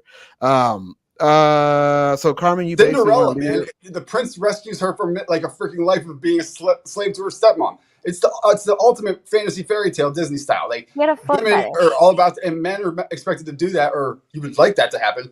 And both sides go into that. It's not a bad thing to acknowledge. Foot fetish.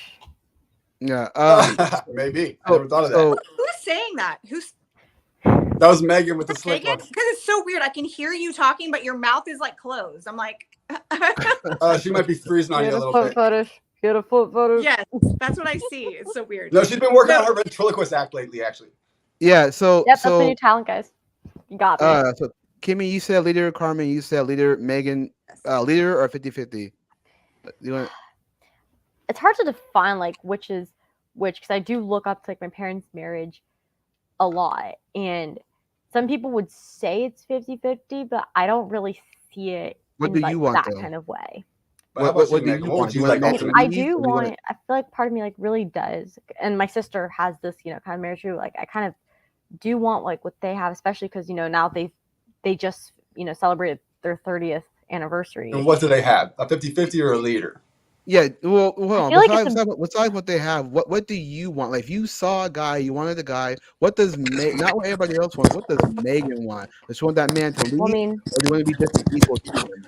I know mean, what Megan I wants. mean, I Megan can wants kind of. both. I mean, I can sort of like describe it though, like what my parents have. I mean, they But both you like can't say really. one or the other, leader or 50-50. You Yeah. can't give What us do a definitive you, answer. Megan, want? What Don't does talk about your Megan That's what want? I want too. Don't talk about your parents. Yeah. Yeah, no, I Megan, want what do to. you want in a man? It's A not leader? hitting home. It's Or not do you hitting want an home equal anymore. relationship? You, Just Megan. you. And I know why she can't answer this, because she wants both, Julius. That's the answer in her head. I know.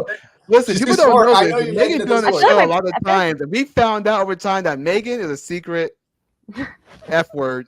I'm not saying that. I just know you well enough, Megan, to know that I think that's what's going on right now. And I get it. That's why I asked the question, so you guys can start thinking of it for yourselves and figure out what you want as ladies. Because you can't have both. I don't make the rules. I just My report them. parents But you can't have both. You No, gotta pick but one. yeah, but Megan, but we're talking about you. Like, if you found a man, do you want that man to lead, or do you want to be equal to him? Well, obviously, men and women like are completely different. Right. Well, So what do you want, answer. though? I'm asking you, what do you, Megan, want? If you had a man in front of you and he was a man of God, like Hallelujah style, came in front of you, and there was two Do I want like a buttons partner to in press, life, or do I lead want or a slave 50-50, master? which button would you press? Megan, see, you have the worst look on it when you look at a leader. That's the opposite of a leader. That's a tyrant. That's an abuser. A real leader protects you and takes care of you and doesn't let you get abused. You have a bad spin on it, hon. So I get like why it's hard for you to accept it. Let's say the man was incredibly competent and capable and eager and willing to protect and provide for you forevermore, so that you could have whatever life you want, however that is you can imagine. Would that be ideal? Or do you want a relationship where you have to decide and make half the money and decide half of the decisions and all that? Or would you like to have a man that you could kind of rely on to take the lead like that? Have you ever thought about this kind of thing? I feel like both come with pros and cons. Right, but if you have to pick one, because you do, actually, that's why I'm asking you guys to pick in real life. Like, you have to decide on this, Megan, as a woman. I'm not telling you that. It's not, I'm not bringing this up for fun. Also, Like, Jules, you I guys do have to get off. You can't have both. Also, Jules, I do have to get off in a few minutes because I do have something to do. No, I actually do have like an alert on my calendar right now. Go ahead, Megan. I have an alert. Okay, I have an alert. I love Megan. She's like our little sister on this show. Oh my god. I put the coals down. I turn the screws on her, and she's so fun. I gotta go. I think I hear my mom calling. Oh my god! You're my the best, parents Megan. my parents aren't even in the country right now. Megan, is it hard for you to imagine a man in that position that wouldn't abuse his power and like be a tyrant? This is because a of like slave what master. Put it. It's because of what I've like seen in my life that I'm kind of scared for that, Right, and right. if a guy, I feel like it's a red flag if a guy tells me like if I'm gonna marry him that I cannot work. Not that like, oh, it's like it's completely optional, but if you told me like I cannot, What if you said it like this? You cannot, because it's so important to me that you focus solely on on raising our children, and I have enough money coming in and all that. I got all those worries taken care of on this side. All I ask and need of you is to solely focus on those children, because it's the most important job in the world. Well, how much does he make? Enough. I mean, what a Enough feminist thing If to we were in say. California, Such a feminist thing to say. How much does he Julius, make? if we were in the state Okay, of but hold on. California, I don't want to lose this, The Megan. more you enough. know. When that started, You're plenty. the more You're you well off, know. Megan, with him. No worries. He's making enough for sure. Comfortable. just well off. No, But very good, Megan. As much as you want. He's making tops. Let's Okay, go with hold on. Wait, hold on. Everybody Julius, stop. I feel like Hold I on, got her in the everybody stop. corner. You're just gonna have to answer, Megan. No, Yes? hold on a second. One second. You're Everybody letting stop. her out, Hold on. bro. She's never gonna answer now. Yeah, Had her. real quick, Megan. I Hold have on. to Let me Julius. I have to say something after you. Yeah, real quick, Megan. Let me just put this scenario real quick. Nick, I know you were going. Let me just real quick. Okay, Megan. There's a guy who likes you, right? He's super Rare occasion, someone does. Hold on. Before you jump in, hold on. There's a guy. He likes you.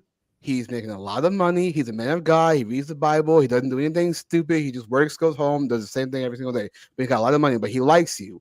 And he can definitely financially take care of you and the family. And he wants a woman that's nurturing to his kids, all that stuff.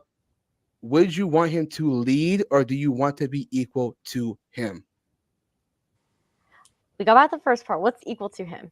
Define equal to him means you have to come up with half of the ideas on where this family's heading, and making sure that you're taken care of and the bills are paid and all these headaches that you could otherwise be forgoing if he's taking care of all that, just so you can be the stay-at-home mom and focus on the kids, like I'm saying. Yeah, the 50-50 is like half the income, half the savings. Everything you guys do is all split evenly. Or do you want him to lead? Okay, I guess I can answer this now because I do have a college degree. So I will go with the first option just because I have a college degree, and if something happens, I can fall back on that. So wait, what's the first option? The 50-50 or the leader? I forget. Leader. You would want the leader? Yes. She wants to lead, but because she has a college degree, she can fall back in case it doesn't work out. I'm not trying to like do this like, oh, if it doesn't work out. I'm just saying in general, if you knew it was going to be a successful relationship, you're going to grow old with him, you're going to die with him, all that stuff. You knew all of that. I'm just saying, would you want him to lead, or would you want to be equal to him? That's all we're asking. Lead. There's no caveats, nothing like that. It's just you grow old with him, you got kids with him, you get grandkids, all that stuff. Do you want him to lead? But just know there's always going to be a caveat because we live in a fallen world and people are selfish. Oh Lord! But what if your world? You have a cynical outlook on men right now. I get it. Do you have a hard time not really? There is a leader out Who there. hurt you, Megan? I just know we live in a fallen Who world, hurt and you? I have to. And whatever guy I date, I'm gonna have to vet him really hard. Wait, hold on. So the point that I wanted to make is you've talked a lot about biblical values and Christianity. So are you looking for a man that is in between you and Christ or not? I hear you're referring to because like on my screen because on my screen it looks like you're pointing towards like Julius and stuff. No. Yeah, Megan, don't get distracted by that. She asked a very, very profound question, right? Yeah, you're a Christian. Question, don't you believe in the order of God, Christ, man, woman, child? So wouldn't you want a man that's leading? Could he follow in Christ? In fact, to not want that, you'd kind of be going against the Bible, it sounds like. Okay, that is. You claim to be a Christian. Are you a Christian? We don't make the rules, we just report them. You're not even a Christian. Okay, Right, I can read the book. I can read the dang book, Megan. Doesn't mean I have to be a Christian. Can I say something to Megan? Because I'm assuming you've never been married and you don't have kids. I'm only 23. Facts. Okay. Yes. I'm just assuming. No, you're right. You're right. Go on. Okay, really quick. I was not a Christian. I got pregnant, then I got married, then I got divorced. Okay. When I had my daughter, I was always like the one who made a ton of money, traveling, all the stuff. Okay. When I had my daughter, I cried for weeks knowing that I was going to have to go back to work. Something in you are born with an innate motherly, maternal instinct that kicks in once you have a child. And when I had that baby, nobody ever thought I could even raise a child because I was such a business person, such a traveler, such a, so independent. My sister joked around and said, am I going to have to raise your baby for you? And I laughed and I'm like, I think I'll be okay. Anyway, as soon as I had her, I cried for weeks knowing that I was going to have to give her to somebody so that I could go back to work because I made the money and my husband didn't make enough for us to survive in California. Damn. So I had to go back to work and I literally cried for weeks and weeks, bawled my eyes out because I was so attached to this little human that I made. And then I had to give her away to somebody so I could go to work. Right. So which is unnatural, by the way. So man, you told us, I've never heard these stories need to be told more. You never hear these stories. It's so unnatural. It is so against your innate God-given maternal instincts. It is painful. I still to this day. Fireworks. What is with the fireworks, bro? What's happening right now? I think it's Julius. It's not me. I swear it's not me. It's not me. But something's happening with the fireworks. I guess Carmen is just saying I'm on fire. Okay. But really quick, because I know you have to go. something happens to you that I never expected. And I was not a Christian. I didn't even know that Jesus was a real person when I had my child. Nothing about it. It was innate. It was God-given maternal instincts. And I literally was so mortified. It felt like somebody was stabbing me in the heart with a knife every single time I thought about giving that baby to somebody. And it was my aunt. It was even a family member. I was giving her to a family member to watch so I could go to work. It was painful. It was heartbreaking. And she cried. She didn't like it either. We were both ripped apart and she didn't like it either. My point is, at the end of the day, God made us and built us a certain way. And he built us this way because there's an order of things. And if we go against that order of things, that's where we get the societal breakdown that you had talked about a minute ago, right? Like, we're in a fallen world. Now I know better. Now I know that I should have been, I should have not been, having sex before marriage. I should have been looking for a man that was Christ-like and a leader for a family. Like, I should have been doing all those things. Now I know better. But what I'm saying to you is that since you are a Christian and you have that foundation, that should be almost like the first thing that you're looking for is somebody who is walking with Christ that can lead a family. Because one day when you have babies, you are not going to want to go to work and worry about all that. You're going to want to stay and nurture that family, 2, 3, however many children. You're going to want to nurture them, and you're not going to want to like fall back on your degree. You're going to want to have that. So, seeing that you are Christian and biblical, like, go with that. Like, seek somebody that is a good leader for a family. Seek somebody that's a good Christian walking with Christ, if those are your principles, so that you don't have to worry about all the other stuff, and you don't have to not trust people. You don't have to worry about like, oh, what if, like, because the money will come. The money will fall in line. If everything else is in line, God will provide. And that's my message to you. Like, don't worry about any of that other stuff. Worry about like your job that God made you for, which is like being a mother and a caretaker of the home and all these other beautiful things that are literally the most difficult job on earth, instead of going, leaving and going to a job every day. Not as fulfilling. I've done both. I've had the career. I've had a baby. I wish I would have had 20 babies and never had a career, looking back on all of it. Can I just add to that real quick? I think that's great, Carmen, that you had that realization, because I mentioned Phyllis Schlafly. You guys should really look her up. Fantastic woman, pushed back against the ERA, the Equal Rights Amendment. What she talked about was this very same thing. She mentioned that her fight against the ERA because the ERA was trying to convince women that they should be in the workforce in order for the man to be at home, be with the kids more because he's always gone. When in reality, he's just providing, right? And so she even agreed that women do want to be mothers, but organizations like the ERA and the National Organization of Women try to convince women that they are equal to as men and try to take the choice away. They shame women for being housewives and try to say that, oh, being a housewife is slavery. You're doing all that work. The man should be helping out too. So the sleight of hand was to make it seem like men are not at home with their kids, so the women can be at work too as well. You know what I mean?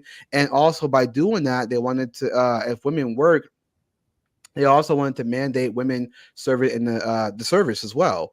So a lot of women like to be housewives. It's just that the feminist movement and organizations like the Equal Rights Amendment convince women that being a housewife is slavery, but being in the workforce is liberation. And a lot of women got played on that idea. That's why women today want the 50-50 because they've been sold on 50-50, not sold on the idea that the man usually provides for you. It was a law that men were obligated to take care of their family, which is why women didn't really get alimony, because they would get the kids instead. I was going to just say, like, I know, like, why, like, part of it, because I mean, I was like more so just studying that just because obviously with psychology and stuff. But I feel it's more of like liberation of just knowing that like they would no longer be in a position like if their husband like ever, because it's just not just like abuse and stuff, but like if their husband like cheated on them, they no longer were in a position where they had no choice but to stay because their survival was on the line.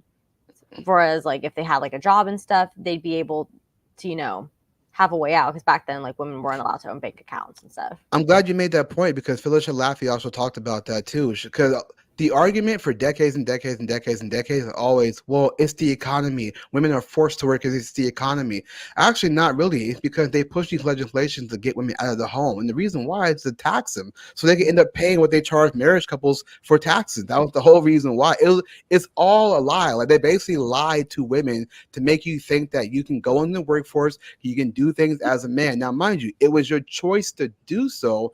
But Phyllis didn't want the government to go to the federal government, so they mandate these things for women to do, so they can go into the workforce, be forced to serve in the army and things like that. They're trying to push that now, legislation through Congress. It hasn't passed through, but they're trying to make it mandatory for women to get drafted. Bro, would you women on the panel give up your freaking right to vote if it means you have to be eligible for a draft?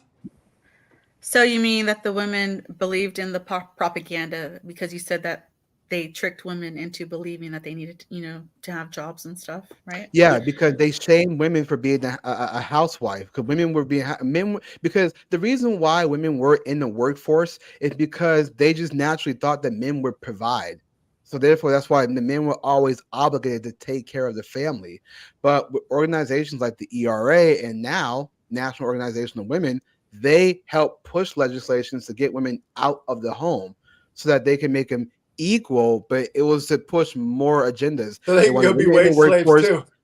Yeah, well, yeah, they want women in the workforce. They want a homosexual to teach children in schools. Look at how things are now. They want a same-sex marriage. They supported abortion.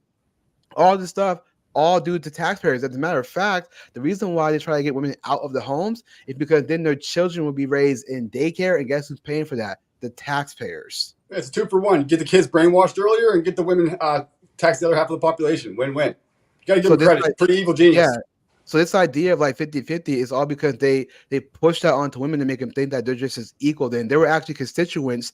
We had shows like Phil Donahue. There were constituents who were like, yeah, I do all this work at home and the husband's never there. And Phyllis was like, well, he's showing you love by working. I wouldn't want to be equal. I would love it if a man was like capable and wanted to take care of me so that I could just fully focus on like my kids and stuff. Sign me up if I'm a chick. I wish I had that option as a dude. We don't have that option to consider that. Also, too, I want to bring up. 2024. I'm going to bring up. You mentioned the economy and things like that. For single women, you can get a job, do what you want, but usually, if you do have a job and you find a man that wants to take care of you, it's better to be in the home with your children, because then if you're not, they're raised by somebody else, which is the state government, things like that. Also, too, with the economy. Back then it was lower, but right now the median household income is different from most states, but overall it's about $74,000 right now, right? So if you are able to make that, I think you can still work within your means. Like I said, the argument for decades and decades was always, it's the economy. It's the economy. They just use that phrase to make you think that, oh, it's the economy, so I have to go and work. But if you work within your means, you can have a man who can actually work and take care of the family while you stay at home and raise the kids. Tiramisu used to be $4. Well, would you ladies find it as appealing if it meant you have to be eligible for a draft, and that's the only way you can vote? What's your question? Is it still as appealing to have your right to vote when it means you're now eligible for a draft and you can get put into fucking war against your consent? Yeah, so he's talking about the repeal of the 19th, right? We talked about this on the show before. This is so difficult for me to answer because of my personal life. Well, let me just say this real quick. So with the repeal of the 19th, right? We talked about this on the show last time. ABC had this map where they showed if all women voted versus all men who voted, right? When it showed the women who voted, it showed that there were some states that was blue that was bleeding into the red, meaning that women overwhelmingly in this country tend to vote Democrat. They vote for security. They vote for more tyranny, more government control. Whereas if it was only men that voted, the whole state was basically majority red. Because that's a fact. Vote for freedoms. But real quick, guys, I would love to think about this. Us men, the reason we originally got the right to vote as men is because they deemed it was necessary to give us some say in who's going to be our politicians, because our politicians can decide to throw us into war against our will. That's the draft. Men are always eligible for this, and that's why they gave us the right to vote, so that we have some say in who could throw us into war against our will. You women don't have that on the table right now, but you're getting the luxury of the vote. Would you still be as eager to vote and have your right to vote if it meant that you now have a high potential that you could get put into fucking war against your will and go have to fight and die. Well, the context. Hold on, man. Please let me get the answer on the question. I gotta hear it. Anybody? I think that's a stupid question. Okay, please explain. Making it so you guys have to have the same thing on the table as we men do. Because I thought you were gonna let me answer. Well, I wanted to clarify what the question was that you said was stupid.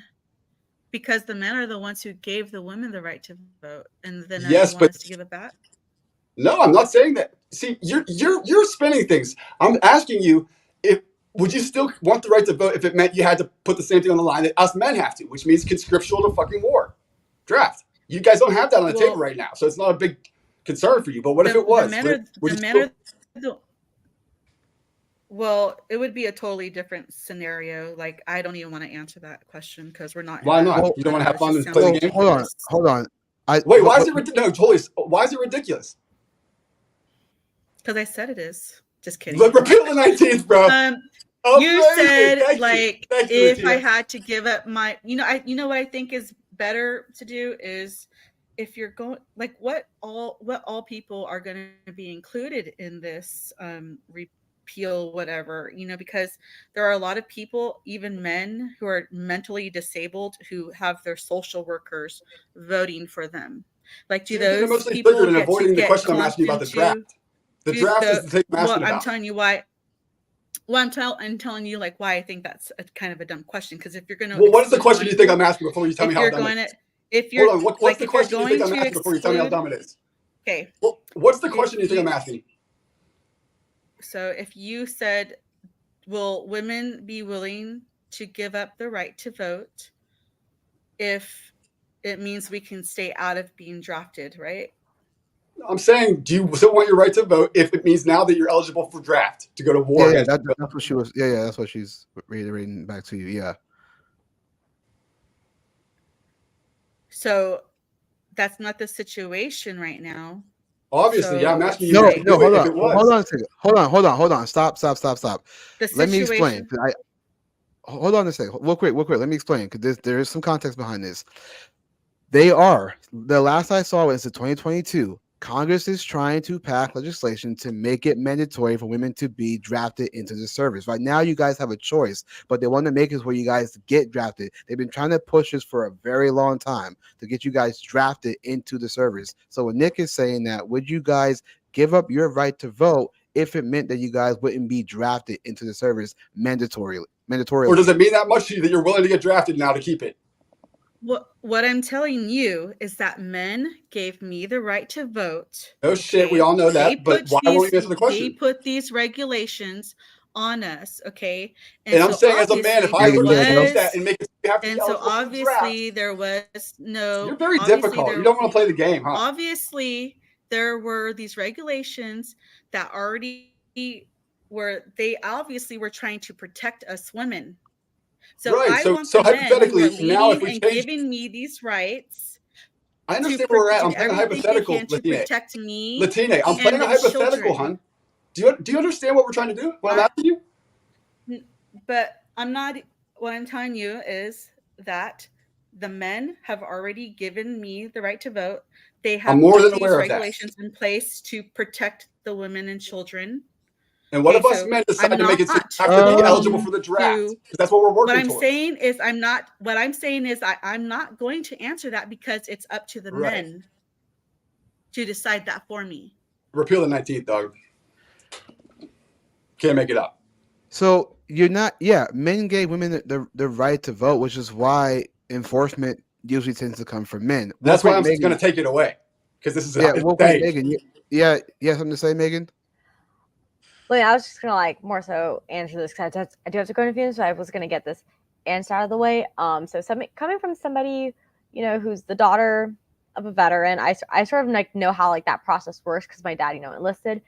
I don't really think about the scenario of a draft because just be grateful we're not in that kind of a situation where we have a lot of young people who are more than willing to enlist, and some people do. And the reason why I'm not really afraid of a draft is because even if you're drafted, the military can still turn you away or discharge you for, not being the strongest. Because it's not one of those situations where you have to be they don't care about diversity in the military. They care So about you wouldn't mind having to be eligible for the draft and to keep your right to vote? Is that what you're saying? I mean, after I graduated from high school, I considered enlisting, and I was almost going to. So, Megan, can you give us a yes or no, please? Would you keep your right to vote to be eligible for now? You have to be eligible for the draft, or would you say, no, that's too big a thing, I'll just give it up?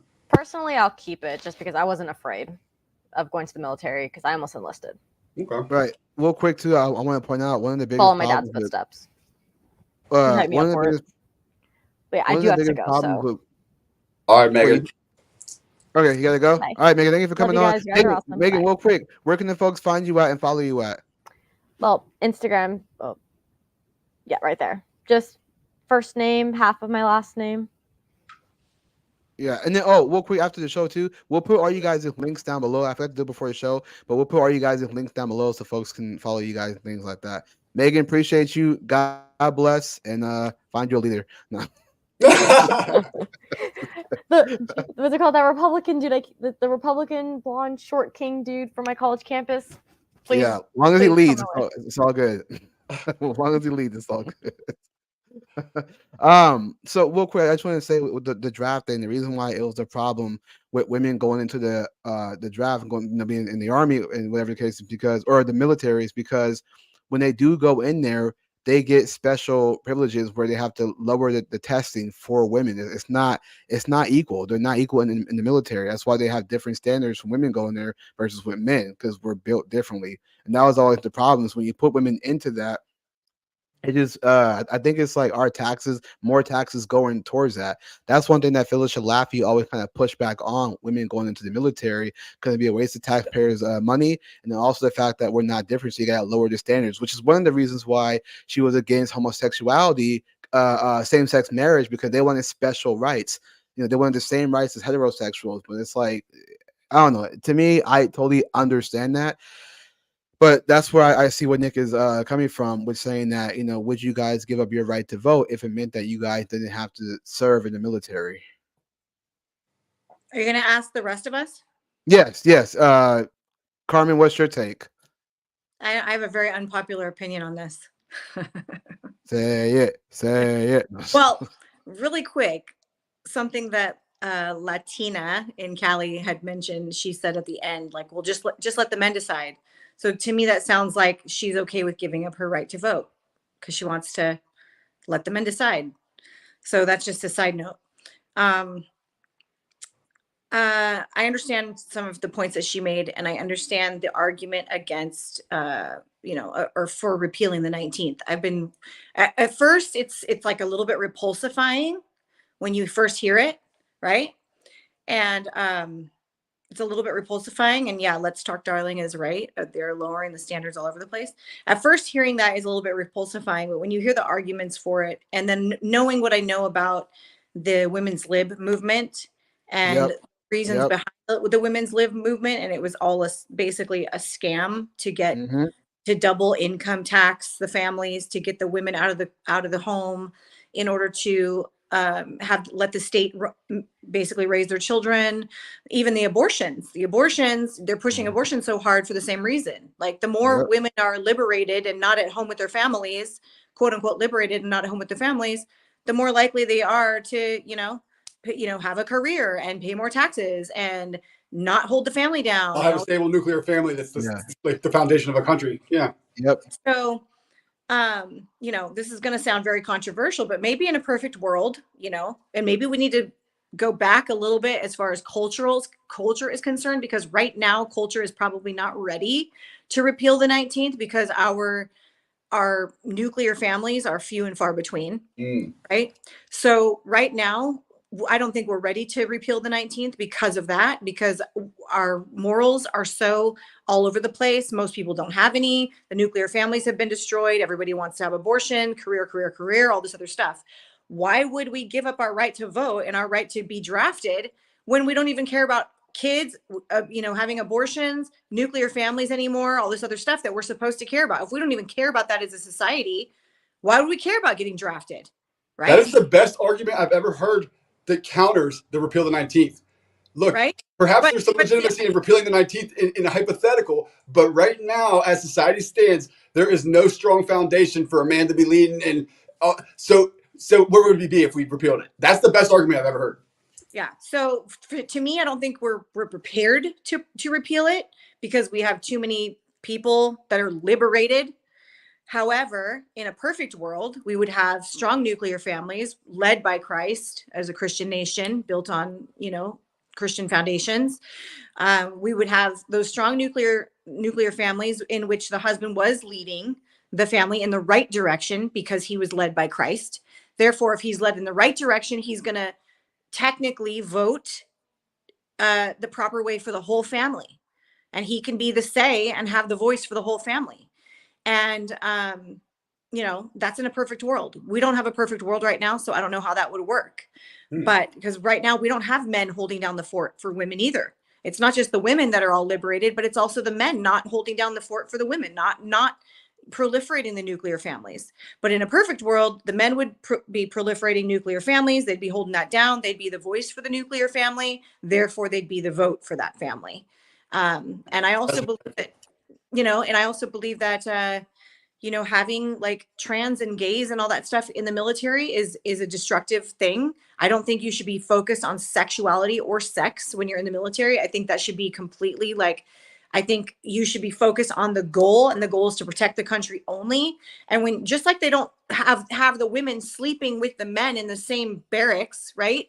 Why would you have gay men all sleeping in the same barracks? That's what would be my concern. Yes, I wonder if that's the reason why they're lowering it for men.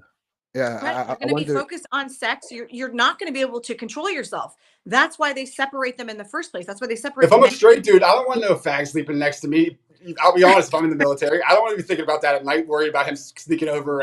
It's just not good. I mean, I'm not even saying like gay on straight, but I'm saying there's a reason why they separate men and women in the military, so that they're not tempted to go off track and to be focused on sex. They're focused on their mission. They're focused on their training and their mission. So if you bring in a bunch of gays, either in the women's quarters or the men's quarters, you're going to have people naturally not focusing on the mission anymore. It's going to naturally get skewed. It's going to naturally become about sex and relationships, and it's going to be like a gossip. You might as well just put a camera in there and make a reality show out of it, because it's going to turn completely different than just a mission and protecting the country. It's going to be totally different. So I got a hot take on that, man.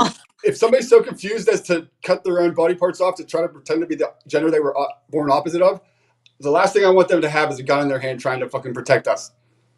Yeah. Also too, that's also the issue, is that you're right, Carmen. It's focused on more on sexuality, which is why they're trying to be more diverse in the military and things like that. And it's like, how does that help us to fight for our country if we're so concerned about our sexuality and who's trans and who's not? And then we're paying for surgeries now in the military, things like that. It's ridiculous. And quite frankly, but that's why I wonder if the test got lower for men, because their testosterone is like lowering down, so it's like they're not as tough as they used to be. And I think also too, putting women in the military force, you're right, it makes men focus on the wrong things. I would argue the same thing goes for women in the workplace. Men are attracted to women, therefore it happen. You have these work relationships, work husbands. You get what I'm saying? Like, you have these kind of relationships, and it's just like, that's not good for the main relationship.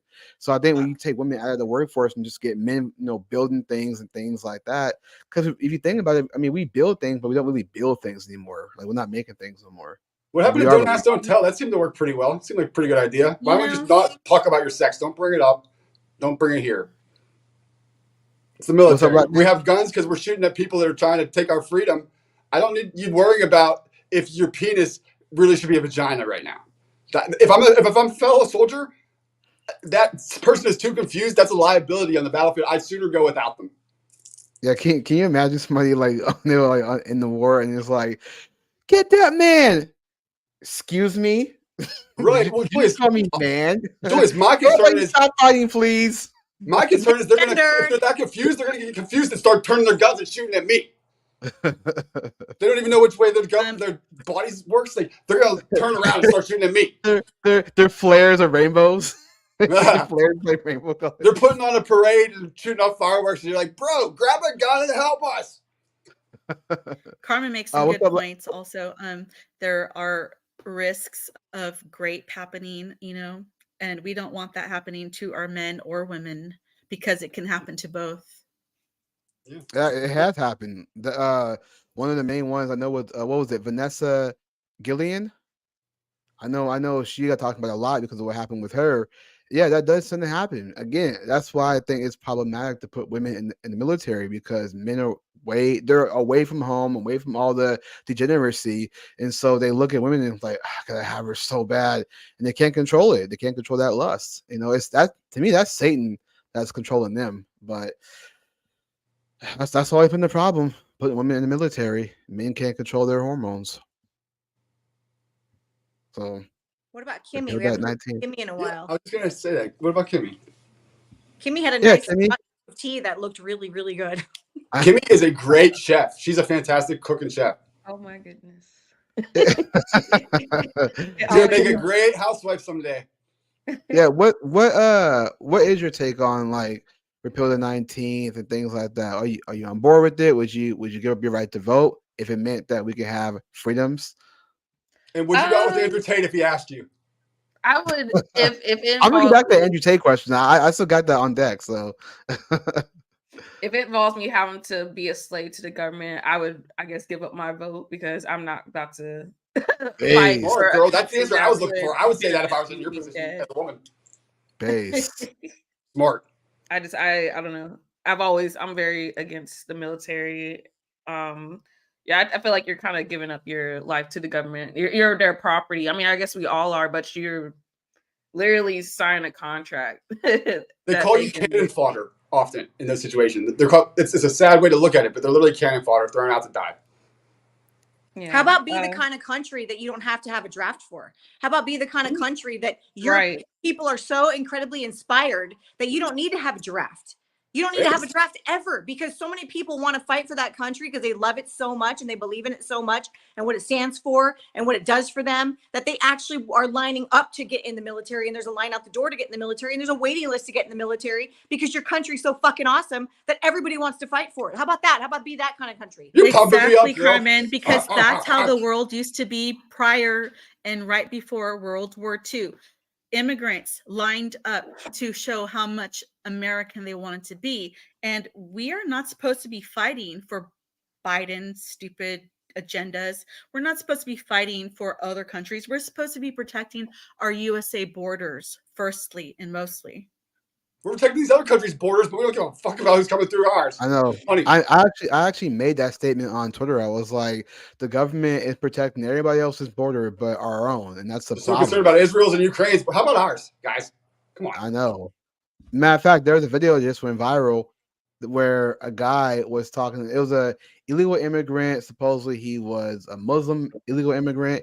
And he's like bragging about, you don't know who I am. Watch what I do. Like kind of making this threat. Like when I come into your country, watch what I do. So this is a problem. This is the mindset to have infiltrators kind of come into our country for whatever reason, whoever they're being paid by. I don't know. I don't have evidence of that, but we got some bad hombres that are coming into this country that don't have, because when Mexico sending their best. People not sending their best.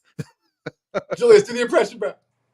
They're bringing crime, they're bringing drugs, and there are some, I assume, are good people. But no, it's true though. When you were making that speech, I was thinking in the back of my head, America, fuck yeah, coming again to save the motherfucking day, yeah. See American Road Police, yeah. I'm trying to figure out how the fireworks happened. Like, what happened? Dude, that was God. I got kicked out. My phone shut down at the exact same time too. I was like, "Whoa, this is weird." I don't know how that happened. I don't know why that's happening. And it's like so bizarre. Okay, let me ask my question about Andrew Tate before we get out of here. Let me ask my question. I know now there's only 3 of you guys. Megan had to go. I think she'll get impression. We know her answer. She's quite outspoken on Andrew Tate. She'll call the police. No. Okay, so I guarantee she would say yes. Look at ladies.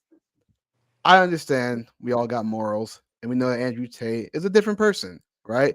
Not knocking him, Andrew. If you're watching this, I'm not knocking you. I'm just saying you're a different breed. So if Andrew Tate was like a genuine dude, Nothing nefarious. He just wanted to take you guys out on a date. He's paying for the first day. He's paying for everything. You don't gotta lift a finger, He right? pulls up in his Bugatti. Yeah, his Bugatti. Yeah, pull up in his Bugatti, and he shows up to your Bugatti. door, and he got flowers. He says, "I want to take you out on a date. I'll pay for everything. You don't have to worry about nothing. I'll take you on dinner date. We're going on a helicopter ride. It'll be a Well, yeah, what fun if he date." helicopter rides you to like Paris, the Eiffel Tower, or some shit? Like, imagine the most epic day. He's rich. He could. Yeah, it's like the most epic day ever. Would you guys go on that date with Andrew Tate? Kimmy, yes or no? You can pick Kimmy first. I love it, Kim. Because she didn't talk much, so I want to give her the chance to. I mean, yeah, if he's not an asshole, I wouldn't mind going on a date for the experience. I mean, if he's genuinely interested in just me. Cool answer. Okay. Carmen? Knowing what I know about his background, I wouldn't want to go on a date to like really marry him, right? He wouldn't be considered marriage material. I would go on a date with him out of sheer curiosity because I think he's so incredibly bizarre. And like, I want to ask him some questions. Interesting. Interesting answer. I would want to go out with him for the experience of it and to ask him like to like see how he operates. Like what makes his brain tick and stuff like that. You wouldn't be concerned that he's going to seduce you by the end of that date and you're going to be freaking his submissive little wife for the rest of your life? I don't think so. No. I don't Famous think last so. words. I'm not like particularly attracted to him, but like, you know, just knowing his background and stuff as it stands, like, not What's really. the background in particular you're talking Not about? really Like, for me. like when Just he was like- the cam girls and stuff, or what does it? like how he used to talk about women and, you know, different things I've seen him do to his girlfriends and whatever, supposedly consensual, but it's not for me. So I mean, sorry, I can push back on that. I mean, so just real quick. I will say for sure that a lot of clips were taken out of context. I watched Andrew Tate's War Room, things like that. A lot of clips over time did get taken out of context. Matter of fact, on his website, he used to show men ways to actually protect women. On his website, it showed you how to protect women. It was never about to demean them or anything like that. It had a whole thing about how to protect them. It's actually pretty interesting. The consensual thing, yeah, I disagree with the degeneracy, but if it's consensual, nothing much we can say about that. Because she's into it, you know, we can't fault him for doing that when she wanted to do it too. It's like they're both equally degenerate. well, also he's anymore- converted to Islam now, so that's not really my thing either. Yeah, But I Okay. would like to. Like, I wouldn't mind going on the date. Like You're going to be having a mask over your face by the time that date's done. have a burqa. Yeah. But no, I wouldn't mind going on it just for the sheer fascination of going on it and like Okay. and see and then picking his brain and like just You're going to be one of his seeing 20 if I can wives with your feel- mask, your burqa by the end. Yeah. We knew you once. Where'd you go, girl? I Yeah. come back and I'm like, Yeah. Have you guys seen Carmen? He's like, tell my wife, shut up, woman. And you're like, yes, sir. Get in my Bugatti and sit there till I get back. I'm not knocking that. I think honestly, there's like probably some better things that society offers, you know, versus like our degenerate society in America. That's true. I hear you. I can agree. So like, I'm not knocking like covering yourself and being very conservative. Like That's better than the opposite extreme where they're You know what I revealing mean? themselves, right? Yeah, we're like basically Sodom and Gomorrah now. So if you have the opposite society of that, like, is that necessarily a bad thing? And like just that one little facet, I mean, just that one facet, not everything else, just that one facet. But anyway, so I would just go for the fascination of it. Okay. Latin A. What would you go on a date with Andrew Tate? I would not, because I'm not going to go out and hang out with people who are unequally yoked with me. He's Muslim. He is arrogant. He's rich. He's a slut maker. Who knows, you know, what his intentions would be. And I just don't want to be around that kind of person. Okay. Let me just throw this scenario to you real quick. What if there was no intentions? Like there's nothing. He's not trying to get you in the bed. He just wanted to take But I already you out on a just date. answered you, though. No, I said but I don't know want to you- hang you out with mentioned- that kind of person. I do not want to be around a person like him. Oh, okay. Well, because you mentioned the whole sex thing. I was just saying, like, if there was no sex involved. He just wanted to take you out for the night. No, he's a slut maker. He is Muslim. He's unequally yoked than me. I don't want to hang around with anybody like that. He's a piece of shit. Why would I want to go hang around with the piece of shit? What makes him a POS specifically? Just because I just he's told Muslim? you. He's Muslim. He's unequally yoked than me. He's a slut maker. He does not represent America. What I believe are like the fundamentals, like of like what traditionally Americanism is. Okay. To me, he's a crook. To me, he's like a crook, like a scam artist. Tate or a homeless man? And a hustler. And a hustler. Okay, so no, you wouldn't go on a date with him. Basically what you're saying. If you had to pick Andrew Tate or a homeless man to try to spend the rest of your life with, who would you pick?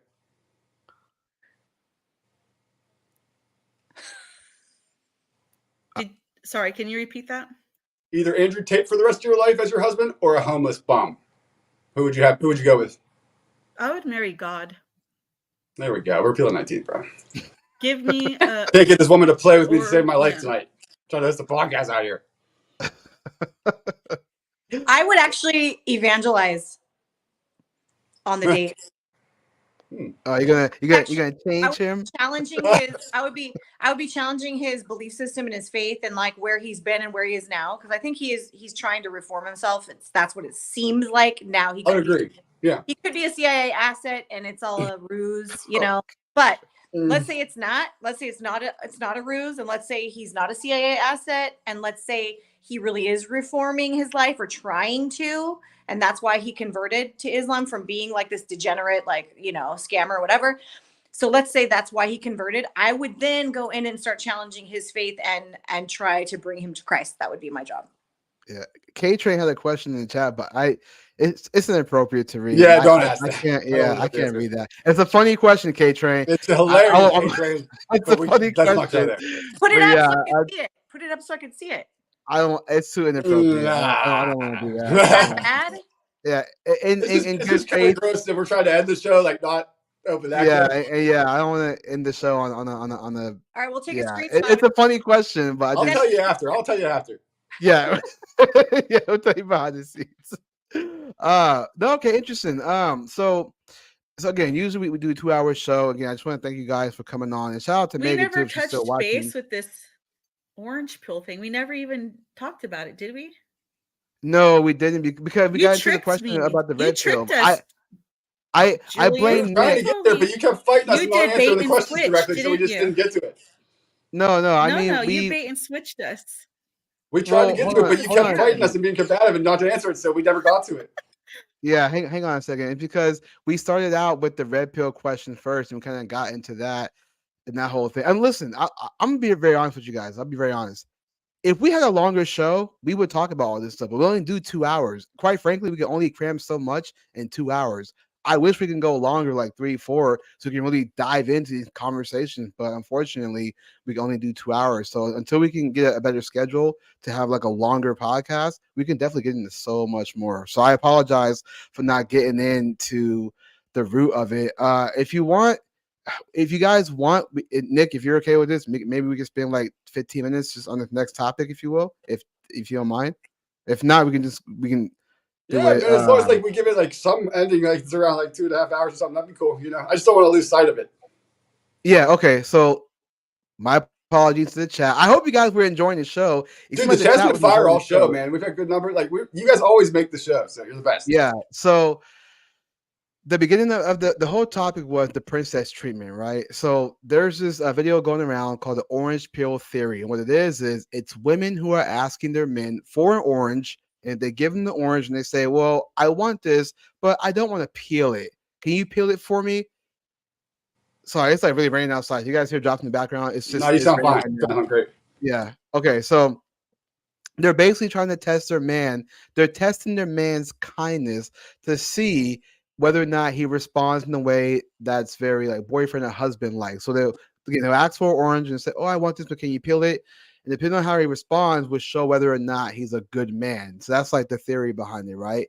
And so the reason why I said princess treatment because my friend on Twitter called one of the guys a D-bag in the video because he didn't, give his girl the princess treatment, which the word princess is weird because that's like the daughter of the king. Yes, So maybe the queen treatment would be a better choice.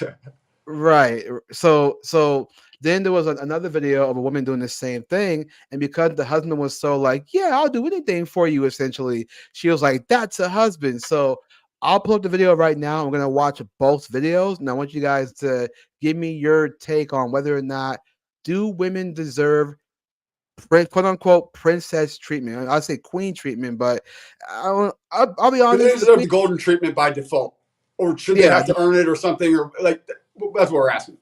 Yeah, like does she deserve to earn it simply because she exists essentially? So let me pull up the video right now on Twitter, and then I'll get you guys to say. I'm gonna show both of them too, and see what you guys think about Definitely. each one.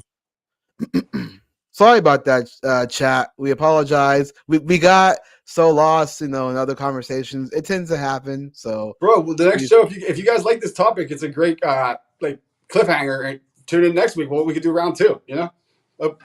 Next week's show's not locked in yet. What the topic is. So if you guys like it, we can keep it rolling. Yeah, definitely around 2 for sure. So I'm just trying to look into. I got like a bunch of bookmarks that I save on on Twitter. So hey, Joel of Aquarius said, "No dude can peel an orange as good as me. Screw that. It'll be all mashed, all the juice gone." That's a hilarious take. Oh, and Nick, I don't appreciate it. I was trying to answer your question, and you're saying I was being combative, but I had to. I mean, after you call it stupid and all that and dumb, yeah, a little bit. That's right. It was stupid and dumb question. Right, that's the combative I'm talking about. Because it was the men who gave us, the right, and I think it's right. And now me as a man is making a push to take it away. So that's why I was asking. Well, don't even ask the women; just do it. I'm going to when I'm. You guys make my case for me. That's why I asked you because you reveal like the 19th needs to be repealed. So I appreciate it. I'm on board with repeal the 19th. If it what means can it hurt at this point, man? Fuck, get it back in order a little bit, and then start giving it back to the women that have earned it, deserve it. Hey, but I'm not sexist though. I think beta male shouldn't have the right to vote either. How about that? Yeah, honestly, I'm actually on board with that too. I don't think most men should vote either. I am so on board with that too. I think it should go back to the way it was when it first started. Matter of fact, there are even some men that didn't have a right to vote back in the day either. Okay, so here's this video here. It came from TikTok. It's called the orange pill theory, and it says testing the orange pill theory on my boyfriend. Here's that video here. I really want an orange right now. All right, try here, but I got you, buddy. Here you go. Don't get me. No, but like I really want it, but like I hate peeling it. You hate peeling it? Yeah, right, it just gets really messy. Okay. And I have nails. It'll get like underneath them. Tough luck, buddy. Go ahead and do her. You're not gonna peel it for me? Dude, okay. As if I don't do enough. Seriously? Yeah, I'm being for real. Okay? You can't fucking peel this orange for me. Dude, I ask you to do things all the time. I do everything. I just did your fucking laundry. No. And you can't peel this for me? Dude, come on, man. Seriously? No.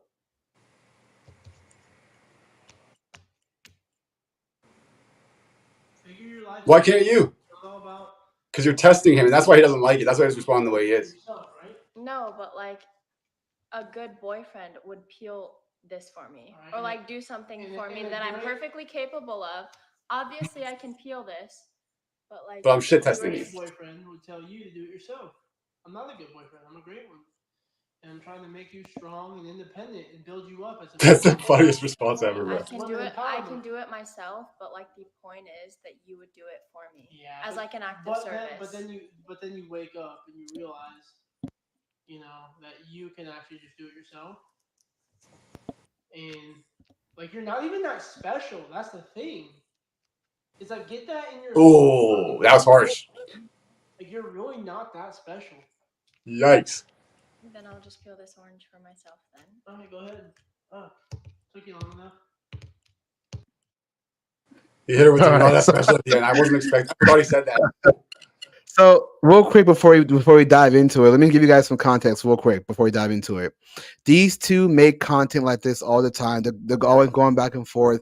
They do this kind of stuff. So like, don't take what he said seriously. This is how they play together. Not saying he's a little jerk to her, but let me give you an example. They were in a Target one time, and she was trying to test him to say, if I wasn't your girl, how would you approach me?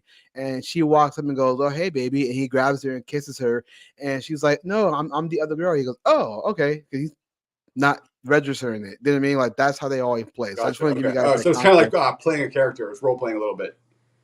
Exactly. So it's like him giving that response, like, "You're not even that special." Women might go, "Oh my god, what a He wasn't actually misogynist!" saying that to her. He was playing a character, and they were both aware that they're characters, and he's not. Yeah. Okay. That makes it much Right. better. So, but let's grant that this is a real thing. What do you guys' thoughts on that? Latin name. We'll start with you. Just off first reaction. What's your thoughts on seeing that?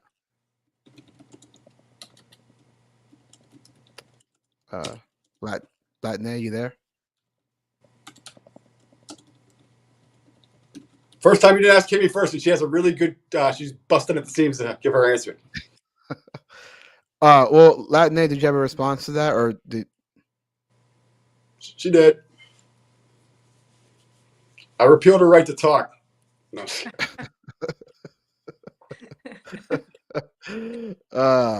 We can't hear you if you're talking. If you are talking, we can't hear you. Yeah. I think she's over it. Let's just.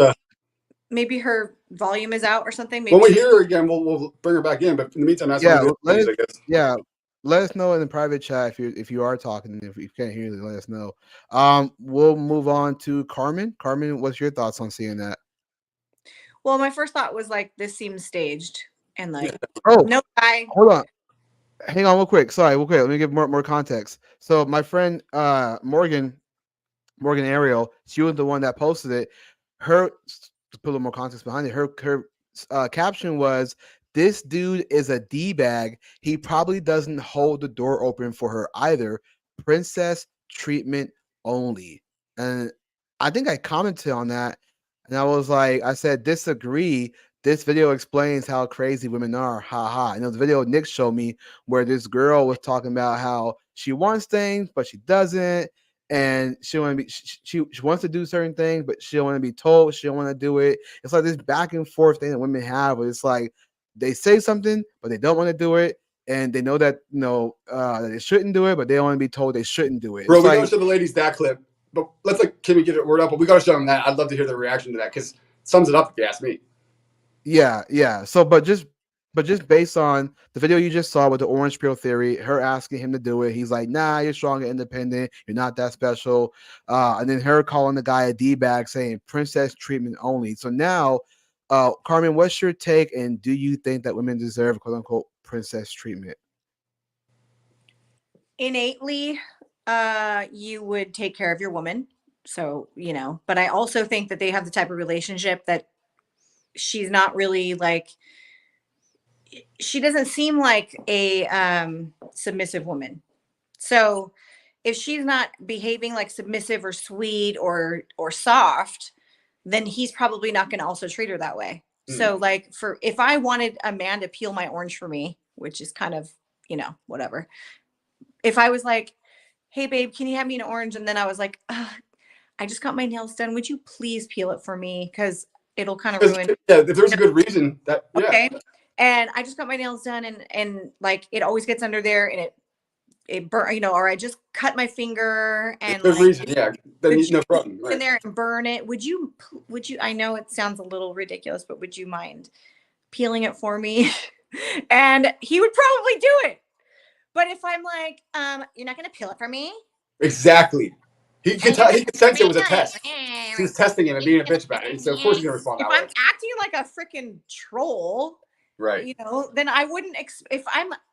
It's like, obviously the dynamic was one of banter, right? It just seemed like they had a dynamic of banter, and like she messes with him and he messes with her and all this stuff. So I don't really know if this scenario was, obviously it wasn't 100% authentic, because you said they do this all the time. That's a good point. Yeah. Ideally, you want a man that would take care of your needs, but they're not going to like just you also don't want to simp. I was just gonna say, if they're not gonna simp to you, if it's a man you want. Now, Kimmy's been dying forever. Let's let her get her thought in before she. Yeah, and real quick too, even though both of the videos I'm gonna show you guys might be possibly staged, let's just grant that this is what it is, and then we'll go off of that. Kimmy, did you have thoughts on that video? And do you think that women deserve quote unquote princess treatment? I I believe if it's someone you're actively pursuing and you're taking them seriously, they do deserve princess treatment, just like a man expects their woman to. Like the orange pill theory is the perfect rebuttal or the perfect same response when a guy asks their woman to make them a sandwich. They can make the sandwich on their own, but they're seeing how considerate are you to do it for them if they ask. It's I see nothing wrong with it. And like people like Carmen has been saying in Latin A, that's an equally yoked relationship. You're doing something for me because you're trying to cater to me. I wouldn't consider him being a simp in that situation. Honestly, I think, and like we know that's a skit, but you're putting that woman in a masculine trait when she's like, "Oh, you don't want to do this for me." Well, telling her, "Oh, she's independent, she could do it on her own." You're making her not be submissive to you at that point. So it's kind of contradicting. Interesting. Yeah. Interesting take on that. Making her masculine because she has to question whether or not he can do it for her. And he's like, you're strong and independent. And he's like, you're not even that special. I thought that was such a clever response, by the way. You're not even that special. I mean, They're not special while they dating. Well, yeah, I wouldn't necessarily agree with that part at all. I think, but see, it's I thought it was funny. It shows the context in that sense. They're acting and they're playing and doing and hammering it up, you know. Well, I thought it was funny because I mean, I would joke around like that. Like I make dumb jokes like that. Like, you're not that special. Like, but it's like I know I'm not serious about it, but it's like, you know, I make jokes about it. So I had an excellent time. Let's show him the woman that does the exact opposite of that or whatever. Yeah. So here's this other video. That's just like that one. And with this one, I thought it was pretty interesting because in this one, the guy kind of seemed, you know, more of a, you know, yes man. And mind you, Morgan's I like Morgan. I think she's great. She's been very vocal about Israel and Palestine, but that's a whole different conversation.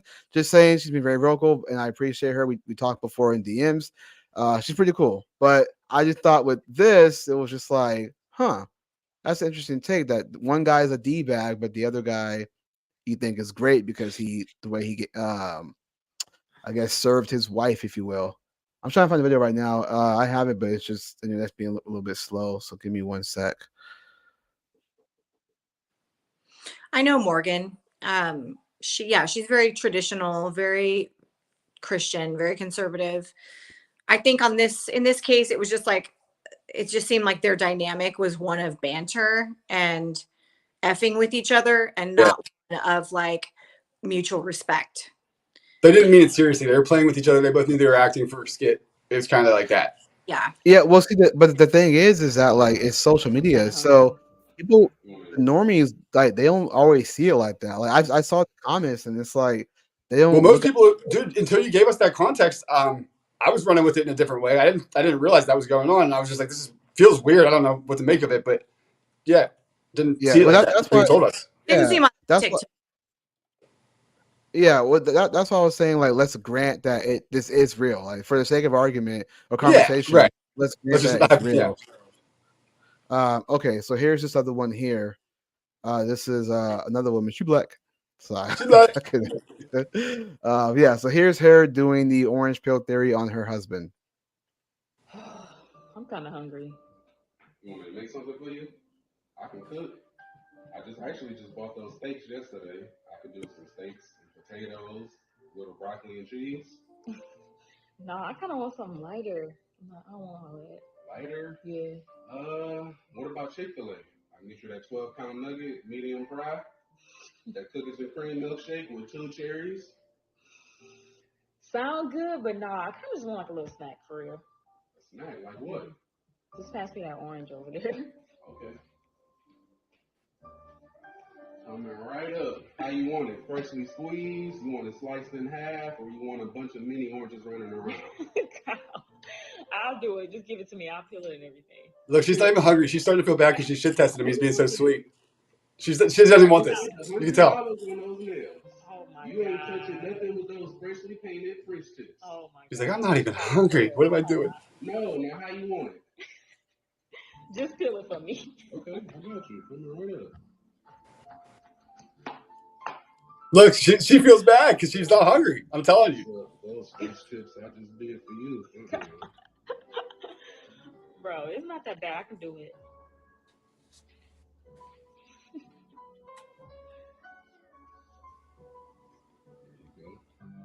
Enjoy.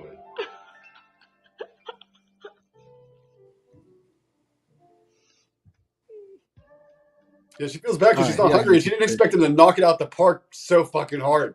Like he like got. I have a different take on that though. I don't see it the way you do. I don't. But let me get the women's thoughts on this. Latine, since let me get your take on this first. What's your take on this? Watching this video compared to the other one. It's really weird for me to even watch these videos because I'm not really. I don't think it's just so like hard for me to grasp my mind around it because I don't even want to watch these kind of videos. You know what I mean? And I don't think young people should be watching these kind of videos. And I think that too much social media, like all the social media, there's like too much social media that nobody should even be looking at. I don't, it's just, I can't even answer, man. It's just. What was upsetting or not what we shouldn't be watching about it? Because I kind of felt that vibe too, but I just can't put my finger on it. Like her nails are disgusting. And then he's like encouraging the disgusting nails and stuff. And like why can't she just, get up and like get it herself? It's just like ridiculous. I just don't see like real life happening like this. I feel like my grandma or somebody would have said, "What's wrong with your hands?" Yeah, so that's why I said I think both of them are they're pretty much staged. Both of them are, but I'm saying let's grant for the sake of let's grant the fact that it's a real thing, and this is how people are acting in their relationships. Because I would argue a lot of the stuff online, it's not like this offline. They just do it for the gram or do it for the TikTok. Right. Well, let's grant that this is real. This video that I just showed you guys compared to the other one. Then like how would you sorry. that? So then, since we're saying this is real event, I'm supposed to comment on it. That man shouldn't even be trying to date her or offer her anything. Hot take. Honestly. Hot take. Yeah. I like that. Yeah. Good answer. Yeah, I'm gonna get my take. Carmen, what do you think? So, once upon a time, I went to a relationship therapist. And What sound effect I need Was there a sound effect? No, usually, yeah. Sorry. Usually I have sound effects, but it's all good. But yeah, go ahead with your story. I'll try to make fireworks again. I don't know. So once upon a time, I went to a relationship therapist, and she actually explained to me and my fiance at the time that she's like, cooking and making meals is technically a masculine trait. And she explained why. She said, because men's job is to provide for women and to give to women. Cooking, when a man cooks for a family, it's actually totally normal, like to bring home the food, to prepare it and give it to his family, including the wife. She's like, when women actually cook for men all the time and give to them too much, it actually sends men into like a different state of mind where they feel like they're their mom. Did somebody say, hold on? No, I said the roles reverse a little. I was just filling in like in my head. I didn't consider that. So, and I always thought that was like counterintuitive too, because women are supposed to like take care of the house and everything. And I still do love, I like to like cook and stuff for my man or whatever. But I always go back to that and she literally is like, has studied the brain and how the brain works and how female brains work and how male brains work and how they work in relationships. And she's like, actually cooking and providing food is actually a masculine trait. So anything that when a man is giving to a woman and she's receiving, anything that she's women are designed to receive. She goes, think about the penis and the vagina. Facts. And she goes, women are designed to receive a male's energy and life and you know, all those bear his fruit. But men are designed to give. They're actually supposed to provide and give. So when I look at this, I look at it through that lens, and I actually see a man who is like in his role, like, yeah, what can I give to you? Yeah, no problem. I'll give this to you. You know, now granted, I think this is staged. He was talking Right. too loud.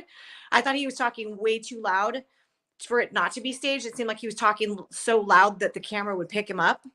No, it definitely could be, but no, I like your answer if it's real. If it were real, hypothetically. Yeah, if it was real and he's like, oh, babe, and she was being sweet. See, this is what I mean. Like, she was being like sweet about it, and she wasn't like, give me that orange, and aren't you going to peel it for me? And all this, you know, like, right. Like whatever. She was being sweet about it. And so he was like, well, sure. What can I, like, what do you need right now? Like, and I was more than happy to try to serve her. Yeah, I think that's fine in a relationship, even where the man is the leader, because, you know, there are times where he's going to like give to his wife, and that's kind of his masculine job, whether we know it or not. So, anyway, I'm okay with it. I don't see anything. I don't see him as a beta. Now, if she's like ordering him around and then telling him what to do and all these things, that sends you into a different category. And then you get like, now you're demasculated and now you feel like you're with your mom.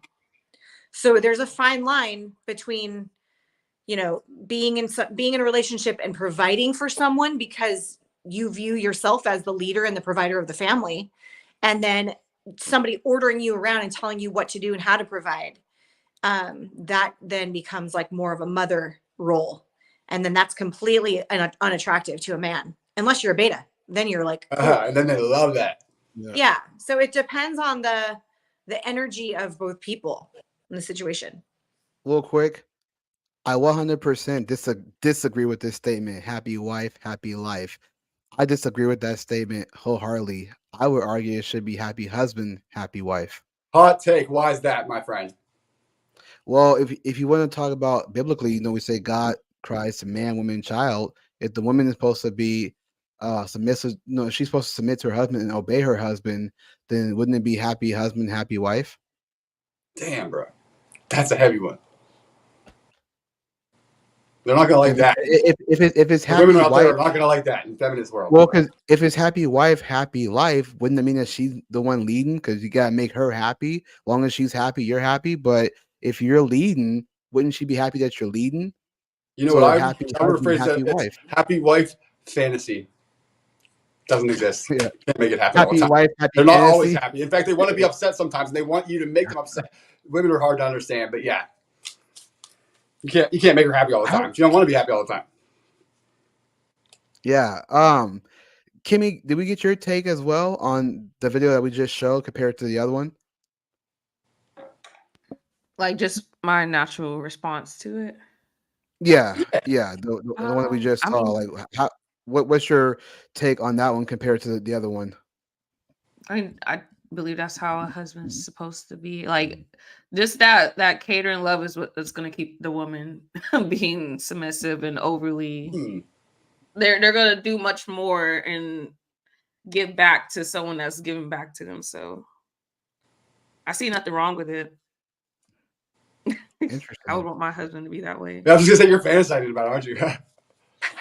That's attractive when a man like looks out for you and does things intentionally. Like, even if I didn't have to ask him and he did it on his own, that's even better. They do say that like the more a woman can relax and feel taken care of, the more she is likely to like want to please him. Absolutely, because she has to feel safe. She has to feel safe and stable and secure and all that before she's comfortable enough to do that for you. And if you check that all the time in a way that she's not even ever worried about it, yeah, she's gonna do whatever you want.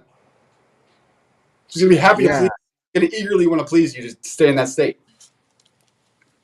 The only reason why I had a different take on that is because the way that it came off, I don't know. I just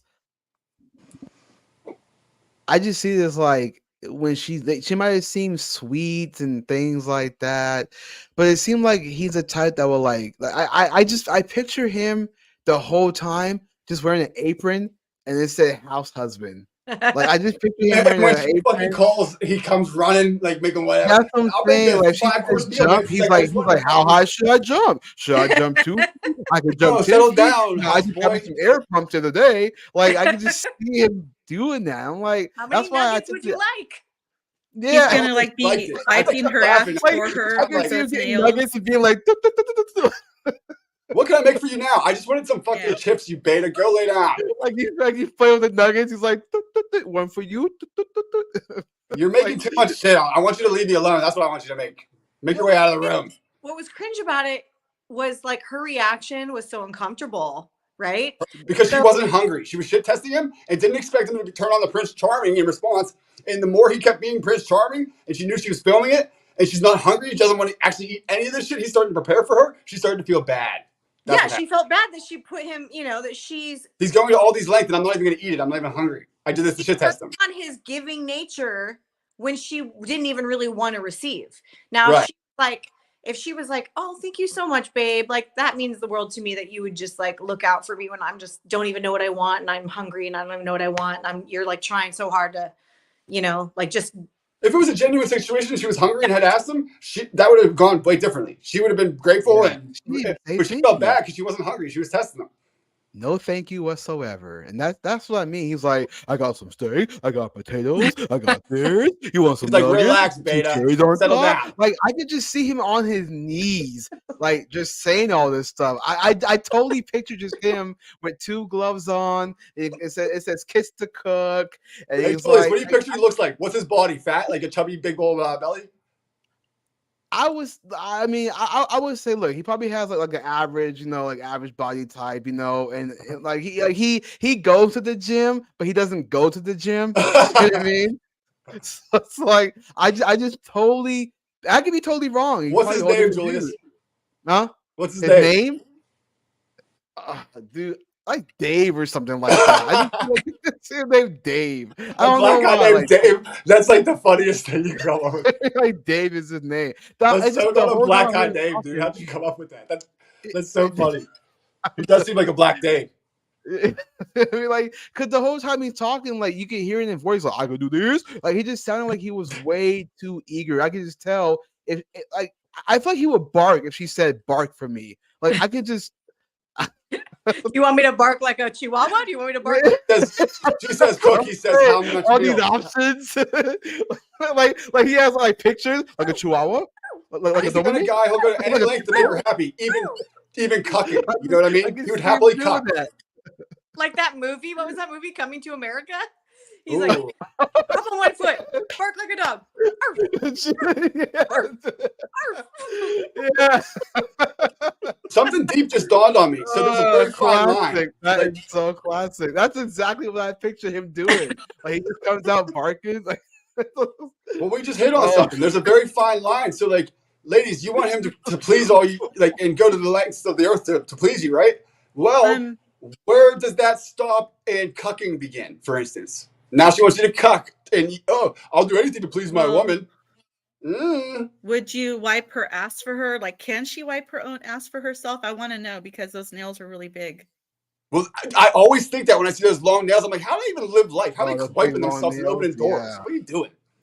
Will the simps wipe for her, though? Is what I want to know. Good point. She don't need to wipe her own ass. She got a bunch of betas around. Jeez Louise. Yeah, that to me, they're both more than likely stage. But it seemed like with the first one, even though they always play around like that, it seemed like with that one, it's like I could see that's a real response from him. I could tell that even though it makes him look like a jerk, she kind of likes that. She likes that he's not just so. I agree. I got that vibe too a little bit. Yeah, like you bitch, you're not that special. I'm not gonna make this for you. What the fuck? Yeah, and she kind of was like, okay, good. I didn't want you to make that for me because I'm asking something a little ridiculous right now to see if you would Do it for me. And I'm glad that you put your foot down and didn't let me get away with it. Also, Can I tell you about an observation that I've made in real life?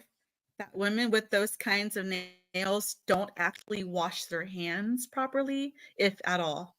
I believe it. I've already worried about that. And if you have nails like that, instant deal breaker for me from the jump. I'm out. Yeah, I'm not down with that.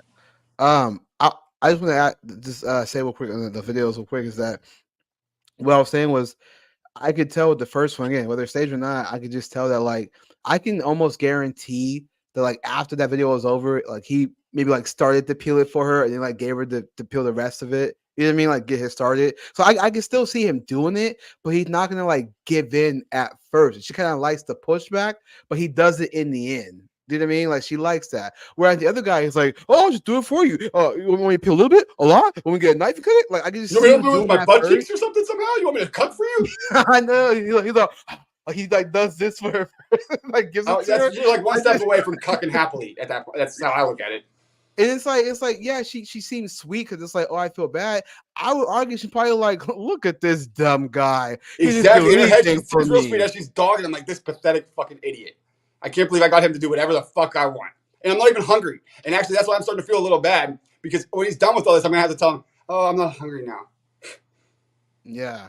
He's like, no problem. I put it back in the No problem. I'll put it in the fridge for later. It won't go to waste. You'll have it whenever you're ready. You'll put a plastic bag for you? Put your name on it? Like, just think to herself, this pathetic loser, I'm going to go fuck Tyrone tonight and get my back blown out. He would have been more alpha if he was like, you're hungry, babe? I got you. And just went to the fridge, grabbed some stuff, put it out for her, and said, here you go. I was going to say the most alpha thing would be, oh, you hungry, babe? Me too. Why don't you make us some sandwiches? Just give it a loaf of bread with the butter knife and the mayonnaise. I'm so happy to hear you say that, babe, because I am too. I'm starving. What are you gonna cook for us tonight? Jules said he gonna put the Tupperware. We got on the menu for us, sweetheart. You read my mind. That's how I respond in that situation. I had a boyfriend that cooked for me, and he would just like, he was like, I'm making my famous chicken fettuccine Alfredo tonight. Boom. You know what I mean? Like, he would just take charge and do it. And I was like, yes, it was amazing. That was nice. Yeah, it's like, I don't think women don't mind kindness, but it's the thing where it's like you're overly kind. I think that could turn a woman off because he's such a yes man that he has no backbone. I think women like when a man doesn't just say yes right away. Like he kind of plays around with the no, but then does it in the end, kind of thing. I could be wrong. I'm still trying to determine how much shit can I throw at this guy and he's going to happily accept it because he's pathetic. That's what a shit test is, basically. And when you accept it and happily go along with it, she couldn't be less attracted, more dried up downstairs. She's going to go find Tyrone. Yeah. Carmen, you're not single, are you? Because you're too pretty to be single. Amazing. Yes, I've been sipping over here. Dude, Latina, that's smooth, girl. Well, Kimmy is very lovely. Nice. Kimmy is very lovely too. I'm so glad I got to meet them. There are some beautiful women who aren't monsters inside, Amazing. Yeah, we're not monsters. But I think a real, thank you for that compliment. Like, I think most women would love it for their man to just take charge and make a dinner without even saying anything, not being told, hey, make me dinner, boy. But like, just women want us to be mind readers. Like, I'm making dinner tonight, he's taking you guys want us to be mind readers. We know. Yeah. Just so let me now bring this last, because I'm going to end it on a controversial note. Bring up this last tweet real quick. Agent man, people, come on, get ready. You guys are talking about men taking charge. Go. So we gotta go let the child to get to bed. Okay, yeah. So real quick, this will be the last thing. Then I promise we'll end it. This was a tweet from Myron Gang. You guys talking about men taking charge. This was a tweet from him, and I found it very interesting to me. So this is what he says. I can try to make it bigger. Let me see. Okay, hope you guys can see that. This is what he says. Can you guys see that? Can you guys see it okay? Is this the red pill dude? Yeah. Yeah, this is Myron Games from Fresh and Fit. He says, And real quick, he doesn't like using the term alpha. He doesn't like that term. So I just want to put it out there. Him These or are the Brian. 50 body guys from earlier we were talking about. He said that every guy should try to have 50 bodies. Right. So this is what he said. He said, I don't treat women as equals because they are inferior. Before you say misogynist, ask yourself, why do women want taller, smarter, stronger, more money? Women only want equality until the bill or danger arises. If you're expected to pay or protect them, then treat them as inferiors. Don't Holy hell, give man. them He made a hell of an equality when argument it I didn't suits see them coming. like an idiot. Trust me, they like it that way more anyway. Oh my God. Ladies, what do you think of that? No. No. They're not inferior. Like that is a ridiculous term. Okay. God made a woman to be a man's helpmate. Okay. Out of his rib, to be a man's helper, to be one with him, right? It's not being inferior because you are weaker. It's somebody that needs your protection and needs your love and your care, right? You are their guardian, their protector. You're supposed to treat them as They're if you superior, one might say? Huh? They're superior, one might say? Well, we're No, I physically mean, you can use superior. that word if you're talking about the hierarchy in the family. Right, right. One You is want a superior man, right? one is supposed to be making decisions. I wouldn't call it like the term inferior has the connotations of being less than me. Like Well, you're literally being under him in the hierarchy, worth. right? No. You're less, you're lower. Hold on. Being worth less than. The term inferior has the connotation of being worth less than. I do not believe that a woman is worth less than a man in the family. I believe that they are both equally as important in the family. That doesn't mean that one is not going to make certain decisions and the other one is not going to make other decisions about the children. So they have they're both equally as important to God. They're both equally as important and meaningful and valuable on this planet. And some would say that females are actually more valuable because they nurture, and some would say that mothers is the most difficult job you can possibly have and all this other stuff.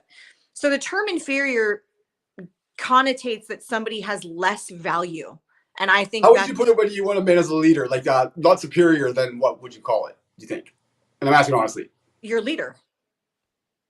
You're and I guess you could call them your superior if you want to use that word. That doesn't mean that somebody is inferior to you. And I hate that word superior. I wouldn't use that word. But like they're both equal in value. In value. That doesn't mean they're going to make the same decisions in the family. well, the ship needs the captain and the first mate equally. The ship doesn't work without the captain and the first mate both there. So I hear what you're saying. Yeah. But both have the the same argument value. So, he's just looking at it as like, I can treat her like trash because I pay for stuff and I'm stronger and taller. Well, no, like that's like me saying I can treat my dog like shit because my dog is smaller than me. And I feed it and I take care of it. So I'm allowed to kick it. I'm allowed to abuse it. I I'm think allowed to the throw it vibe out. I was getting from him is he's trying to say, guys, they don't want somebody that's not superior to them. They want a superior leader. And by definition, they're therefore the opposite of that, inferior to you. You shouldn't approach it as like an equal thing. That's not what they want. They're looking for a leader, a superior, and therefore to be inferior. And I hear what you're saying. That word feels wrong. But yeah, I think that's the vibe he's like going for there. I wasn't expecting it, but that was an interesting thing to say. Yeah, that's what I was getting to. I think the thing is that he puts it more blunt, which is what I find interesting because a lot of people will say, "Oh, it's no, you should say it differently," because it's always they want men to say it in a way that's like more calming for women. Not what you say, but how you say it, bro. Exactly. So I actually agree with Nick because that's what I got from it too. I'm not saying he's saying that women are inferior per se. I think he's saying based on a woman's standards that she's yeah, but what I'm saying is that he did say inferior 100%. He said that's in his tweet. I think he's saying it. Well, if you read the rest of the tweet that it said was that women want it that way, where it's like women tend to want things that are more superior to them. That's why. A better word would have been his subordinate. That would have gone by much better on the women. I think they wouldn't be nearly as upset as inferior. Yeah. Same meaning though, really. It's the same thing. That's why, that's why I made a reference to Rachel Wilson when she says that feminists will say, I want to make just as equal to as a man, but then they want a man who makes more than them. So it's like you want equal, but you want a man who makes more. Like he's that's financially literally called superior. cognitive dissonance embodied in your brain. Two opposing Right. things at the same time that you want, you're gonna drive yourself nuts. You can't have them both. That's why I was bringing up to the equal or 50-50, or leader before, because you can't have both. You got to decide one. Yeah, it's just being Yeah. double-minded. Like that's being hypocritical. It doesn't make sense. You're going So I insane think doing that's that. why, I think that's the point that mine was trying to drive home. It's just that I think that's the thing too. When you look at the word inferior, I think that it sets off like, oh, this sounds offensive, it's triggering, but he's just being blunt about it. Like he's not pulling no No, punches. but something that's inferior has less value.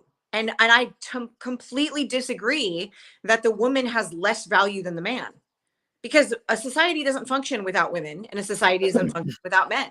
Like you need both. They're both of equal value, and they're both of equal value in the home.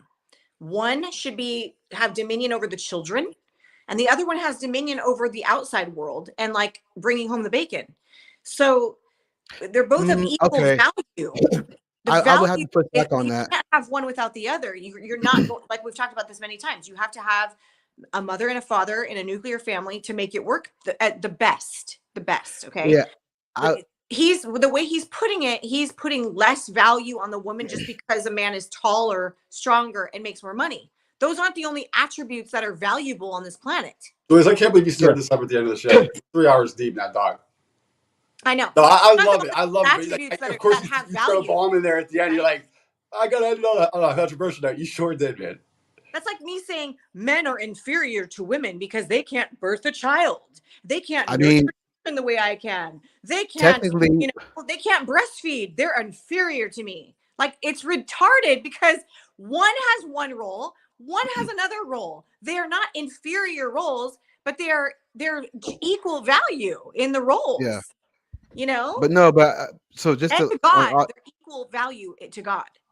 Right. So this is why I will only push back on that, because when we say that we're equal, right? We say we're equal, but then we say we have different roles. So we're not really equal. Because that's the case, then it will be God, man, Christ, woman, children, all at one, and not equal in value. I mean, I would push back on that too, because when you talk about the equal value, I would push back on that, because you talk about women work in the home, men work outside the home. There's a reason why that is. And let me give you an example. You look at Scandinavian countries that actually gave egalitarianism, right? Places like Sweden, things like that. They gave them an egalitarian system where we're both equal, so that women can make the same as much as men. Women still chose to work with people while men still chose to work with things. Hence why they're not having the same pay, because women are choosing to work certain jobs and not doing what the men do. That's why you don't see a lot of women in these certain type of jobs, because they don't do the work that men can do. And biologically, we're not talking about monetary value. We're talking about just intrinsic value. So a mother and a father in a home have equal value to the home. The mother has more dominion over certain things. The father has dominion over other things, including her. That doesn't mean that either one of them has less value, because without a mother, you're not going to have a family. Without a father, you're not going to have a family. If the CEO or the owner of the company is more valuable than the employee? Or are they equal? Well, I would think the employees are more important because they're the ones generating the money. They need the employees to make. But can the company go on without them, or could they easily be replaced? Could he, the CEO? I mean, it depends if people want to work with them. No, but that's actually a great point that Nick made, though. That's a great point, because if the employees can be replaceable, the CEO cannot be. Do you know what I mean? The person who owns the company cannot be. So therefore, in the home, the father is the one that leads, the mother is the one that follows. A good leader is not a plentiful commodity. It's a very valuable thing you're trying to find. Right. So they can't just be replaced so easily. They don't just grow on trees. So is a mother. The employees can say they're not happy. You know what happens then. Well, so you guys have already acknowledged you want a leader, right? That's somebody who's above you or in front of you. You don't like the word but in reality, like, you want this. This is what you want, and I think that's the point he was trying to make. And he got you guys stirred up a little bit, and it's probably successfully working the way he wanted it to. But that's kind of what you guys want. That women are inferior, and inferior has if inferior, the word inferior connotates less value, and I disagree with that statement. What's the opposite of superior then, if not inferior? Because you want a superior man, right? A leader. I don't know how to tell you. The word inferior to me has a connotation of less value, and he's actually saying that. He's actually making that analogy that women are less valuable and they should be treated as such because I'm the one that makes all the money and I'm the one that does all this stuff. Therefore, I can have 50 buddies. Therefore, I can on her because I'm doing all these things for her. And I think you're saying with hypergamy, you guys want equal to or above him as far as your socioeconomic partner. He has to make equal to or above you to be your mate. And so therefore, by your own standards, you guys want somebody who's superior and you want to be inferior. And I know that's not the right word. Yeah, so that's why I said that's subordinate. You want to be subordinate. Correct. But this is where, and that's all you had to do is switch that word. But he did that on purpose to trigger you guys. What he's saying. His whole philosophy is that women hold less value and he can treat them as objects because he makes the money. He did that to trigger into this mindset. I don't think he's necessarily said all that, but he's getting you to run with it now. Yeah. Hold on, because this is the tweet. He was saying, ask yourself. Not mind you, he tweet this without saying. He said, "I don't treat women as equal because they are inferior." That was his sentence, right? And then he says, before you say misogynist, ask yourself, why do women want these things? Like he's saying, why do women want taller, smarter, stronger, more money? Why do they want that? Almost as if they're the ones who are already making themselves inferior by wanting a man that's superior. Well, guys, we just bring this up. We're not trying to be jerks to you. We're trying to help you understand that you have double standards in your own head at the same time, and it's literally going to drive you fucking nuts because it's driving us nuts trying to accommodate them. Well, I don't think speak for yourself. No, I don't think I have double standards. I don't agree. You want a superior, but you don't want to be inferior to him. That can't work. By definition, you're inferior. I don't like to either superior. of those words. I don't like either of those words in a right. It's the words, but that's what it is. I hate to be like that. I don't know if that's the way it's called. It's like Jesus is the head of the man. The man is the head of the family. The woman's the head of the children. Like there is a hierarchy. Yes, there's a hierarchy for sure. As far as like God is our superior. Jesus is our superior. Who's in charge of what? There's a hierarchy as far as who's in charge of what, right? But that's like me saying that he's inferior because he can't take care of the children and give birth and because he's in charge and the leader. He has all the responsibility on him. That's why he's like all the more valuable. And you rely on him with a value to take care of you and look out for you and make all these decisions. It's not easy, and that's a lot of pressure and responsibility.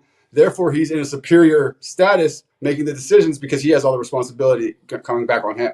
He's the one where the buck meets the road. Now, yes, he would be the lead, the final say. With our egos, it's very hard to admit to ourselves that we want to be inferior to a superior. I get it. But I think that's where you guys are at. And I'm not trying to put thoughts in your heads. You can correct me if I'm wrong, but that's the thing you're having a hard time coming to grips with. You guys want to be inferior to a man that's superior. Not inferior. You don't like the word, I know, but I want to be whatever you want to call the term for lesser than. You want him greater than you. But led by.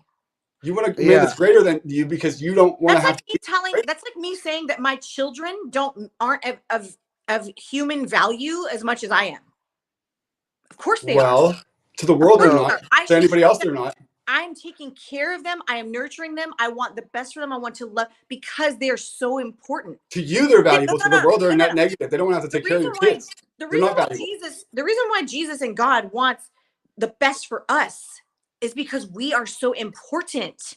Men are so important to him, right? The reason why I want the best for my children is because they're so incredibly important. They are so important that I'm willing to give all of everything I've got to them to make sure they have everything they need to grow and be and flourish and all these things. That's the way a man should feel about his. But unless and until they grow up to a successful adult, they're not valuable to anybody else but you, right? They're not valuable to anybody else but you until they're a successful adult, right? Say that again. Your kids are not valuable to anybody else but you until they're grown and successful adults, right? I would beg to differ. Okay, who are they valuable to potentially? Society, God. When they're kids? Absolutely. Oh. Yes. What are they producing? What are they providing? They don't have to produce anything to have value. Then, okay, what's their value then? See, you guys are looking at value as monetary. It's not. I'm looking at it as something of worth. something that somebody's going to pursue and want, and Am not I the only one with negative. children? Well, no, Julius has a child. Children bring to this world what we have forgotten about as human beings. They bring innocence, they bring joy, they bring smiles, they bring laughter, they bring lessons to you every single day. None of this is valuable in a Well, tangible way. hold on. They bring lessons, Real they bring a spiritual value that you can't even explain until you have a child. Yeah, and that's the way God feels about every single one of us. And we are so But only to you, right? Only your kids are like that. Not every kid. No, and no, it's but only to so you let they me- feel let me- that way. You feel that way. Yeah, let Nobody me else feels that way about anybody else's kids. You know? Hang on. Let me say this real quick. I see what both of you guys are saying. Carmen, you mentioned I have a kid. I would say this: my child, yes, is valuable to me, right? Because I'm taking care of her, things like that. But You to love her. society, they don't see her as valuable, because especially when they have a disagreement with them, they don't see them as valuable. Well, especially if there's not a parent around raising them successfully and they're out in the streets being a net negative, not valuable. Yeah, so I mean, I'm saying to Nick's Again, we're point talking that about financials. Why are we No, I'm talking about any productive, beneficial way that they help anybody else but you, who is attached to them because you're a parent and you love them, obviously. But anybody else, that's not. I mean, until they grow up and they're adults, like they can't really offer it, or Children at least young adults. Children, like I just said, but you didn't listen. No, I did, but that's only to you that they offer that. They don't offer that to anybody else, right? To society. Are you kidding me? They're not fulfilling anybody else's soul but yours, because they're your kids, right? That's not necessarily Your kids don't fulfill my soul, right? Maybe if you met her, she would. Well, do other kids fulfill your soul like your kids do? Some kids do. As much as your own? If I meet them. As much as your own? They all have, if you are a believer, I don't know if you are, but if you're a believer, every soul on this planet has a purpose and I would agree with that. Is an intrinsic spiritual value. And all of us are valued as equals. Equal. Can you give me anything tangible though to back that? Yes, the Bible. No, like any value. Like the Declaration of Independence. The Declaration of Independence says, in the first 55 words of the Declaration of Independence, says, all men are created equal under our Creator, under God. All. Right, but that's not boys. Boys become men first. Boys got to become men. Huh? Boys are not men. They're minors. They have to become men. They're not equal until men, then. They're saying all people. No, because we don't let minors vote. They don't have the same rights. They're not the same thing until they're men. They're not valuable. Are you telling me that the Declaration of Independence didn't include women and children? Correct. Can women and children vote according to the Declaration of Independence? The Declaration of Independence doesn't say anything about voting. It talks about adults, men, not minors. It says all there's a men, distinction. humankind, are all created equal. It didn't say that. I know the words. I've read it many times. It doesn't say that. It says men. Yeah, but you're getting into semantics. When they say men, they mean humankind. You're assuming that. They don't say that though. You think they're such good writers, they would have specified that. So men, women, and children. That wouldn't have been that hard to specify. So they meant that women and children are all subordinates, but all men of all colors are equal. You guys want the superior. This is your guys' take, not mine. I don't care what you do. You guys want this. If you're having a hard time coming to terms with it, I'm not pushing it on anybody. This is what you guys want. What do you mean? What I want? A superior man, which makes you an inferior woman. No, yes, there needs to be a hierarchy, just like in every business, like you mentioned. There's a hierarchy. That doesn't mean that anybody has any less value. Like, for example, in the company that I work for, the most valuable people in that company are the salespeople, not the CEO, not the I can follow you on that. Manager, not anybody. All the they're producing value, income, like money. Like Kimmy said, that's valuable. People, they're like the most important, and people buy from people. So you can say, oh, the CEO is invaluable, not necessarily. Okay, whoever's producing the value, the income stream, or the revenue is the value. The parents are doing that, and they're providing for their children. Their children would die if not for their parents doing that for them. If the parents weren't around, society would have to do that for them, and therefore they're a net negative, not a value until they're adults. If you look at how society was 100 years ago, 200 years ago, all the children were working on the family homestead. So now it's a little bit different. Right. Maybe then you now make it they're of some value. Yeah. They're just going to school, learning an education. But children are extremely valuable to, yes, a family, but also to a society, because if you don't have enough children, society doesn't, you know that we don't even make enough children in this country to keep America afloat. I hear you on that. Yeah, that's a problem. Okay, we have a 1.75 reproduction replacement rate in this country. You need 2.1. You need a 2.1 reproduction replacement rate in a country for it to sustain itself. That is a problem. 1.75. So tell me that my child is not important to you. They have the potential to be valuable, and of course, they're important to us to sustain the population, but they're not producing anything of value. That's all I'm arguing until they're adults. And I'm arguing against that. I'm saying, but we'll have to agree to disagree, because now we're like really late. I gotta wrap it up, man. I can't keep going. Sorry, Julius. You guys can keep going. I just can't. I have to work and shit, man. I can't keep going. Your value is dollar signs. Your value is dollar signs. There's a lot more to life and society. No, I'm asking you to give me something I can put in my hand of value that children produce besides for their parents. Why does it have to be something material? Because that's value. So you're saying that children just being in our country, having 2.1 children reproductive replacement rate in this country is not a value? Well, not until they become adults and they're like mature, responsible, contributing adults. Contributing into the more children, if we just didn't have any more children, there would be hang on. Hold on, guys, hold on. Stop, quick. So we do have to end the show. And I actually like this debate. I'm actually going to clip this debate so people can watch it and give their comments on who they think, had it's right, essentially. But I wanted to say real quick, the definition of value is an amount as of good, services, money considered to be fair and suitable equivalent for someone else, a fair price or return, monetary or material worth and usefulness or importance to the possessor or whatever, utility or merit. So I get what both of you guys are saying, but it would in a way be monetary, because as children they're not producing anything monetarily. I know economics pretty well. Something tangible is value is indicative of something tangible, whether it's something you produce or create or whatever. It's something you can hold in this physical world. No, it's not. That's your only soul material or whatever. value. What's that? That's only a material value. He just listed off 100 different ways you can be valuable. No, you're saying soul and all these kind of things, but those are like you can't put that in your hand. You can't see it. You can't feel it. You can't touch it. Nobody else can feel that but you. So like I'm not going with that as value, Did you hear the definition of value? Money. Yeah, I know it very well. That's why I've been told you to do it this whole time. That it's something in the world that's material. No, it's not. That's not the only definition of value. Well, oh my gosh! All right, I got hold on, guys. Value hold on, right now. Huge, hold on. Giant Let me moderate. Hold on, guys. Man, I'm checking out. Let me moderate. We're coming to you guys are going to go in circles for the rest of the night. We do got to end the show because Nick does have to work, so we do got to end the show. I think this was a great debate. Again, I will clip this so that we can have the audience determine whether or not whatever. Right. Anyways, I just want to say thank you all for being on the show. Carmen, thank you. Latin, thank you. Kimmy, thank you. If Megan is happening to watching, if she's watching this right now, thank you, Megan, for being on here as well. We appreciate you guys. This is why we have this podcast, to get these ideas of differences. And even if we all lean to the right, we're always going to have differences that might go left.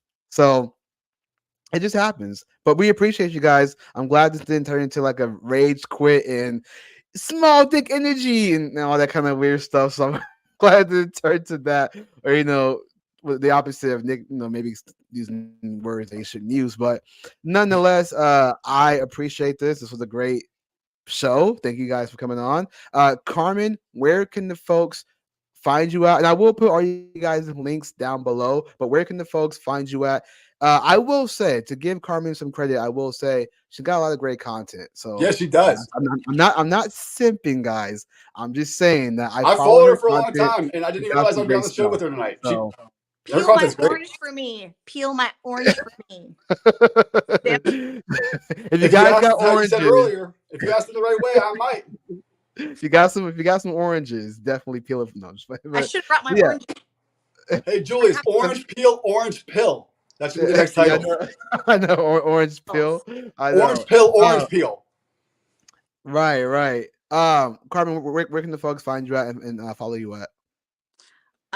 Pretty much just on Instagram at this point. I've been kicked off of so many platforms. So I'm at Carmen Estelle Official on Instagram.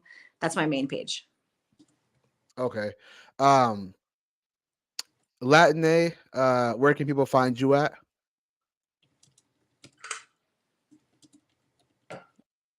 Latine, you there? Sorry, my mouse cursor is slow. You can find me on YouTube. Oh, her mic cut out. Oh, you're muted. Sorry, Latin A and Cali on YouTube. Oh, okay. With Kimmy, the where can the at. folks? Sorry, the Oh, at go ahead. for me.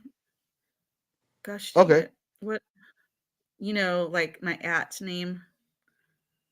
Okay, yeah. So you're at What is it? Latine What is it? and I'm trying to find out. Oh yeah, sorry.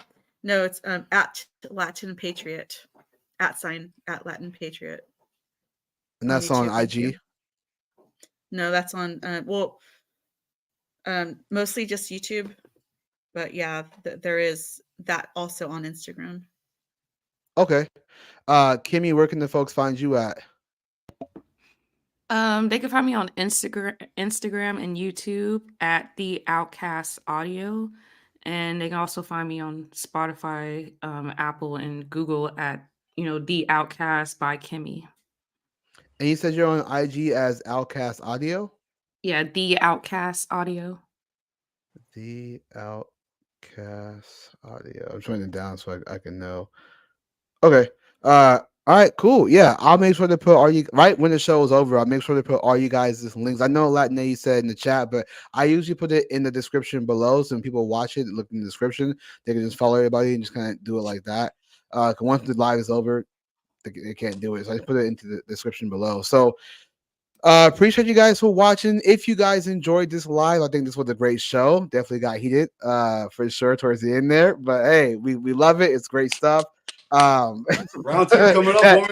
It was a cat dog fight, not just a cat fight. So it was thank you, Julius. good stuff. Good distinction. Thanks, buddy. Yeah, so if you guys want to follow us on all other social media platforms, the links are down below. Again, do like this video, do share this out. If you did find something interesting in this video, you want to clip it, just make sure you tag us on Instagram if you post it on your Instagram, or if you post it on Twitter or whatever the case, just make sure you tag my name today with Julius, and make sure you tag Nick as well. You're C3 Nick on Twitter, or is it something else? Everything but on Twitter, I don't know. I think I'm C3 Culture on Twitter because C3 Nick was taken or something.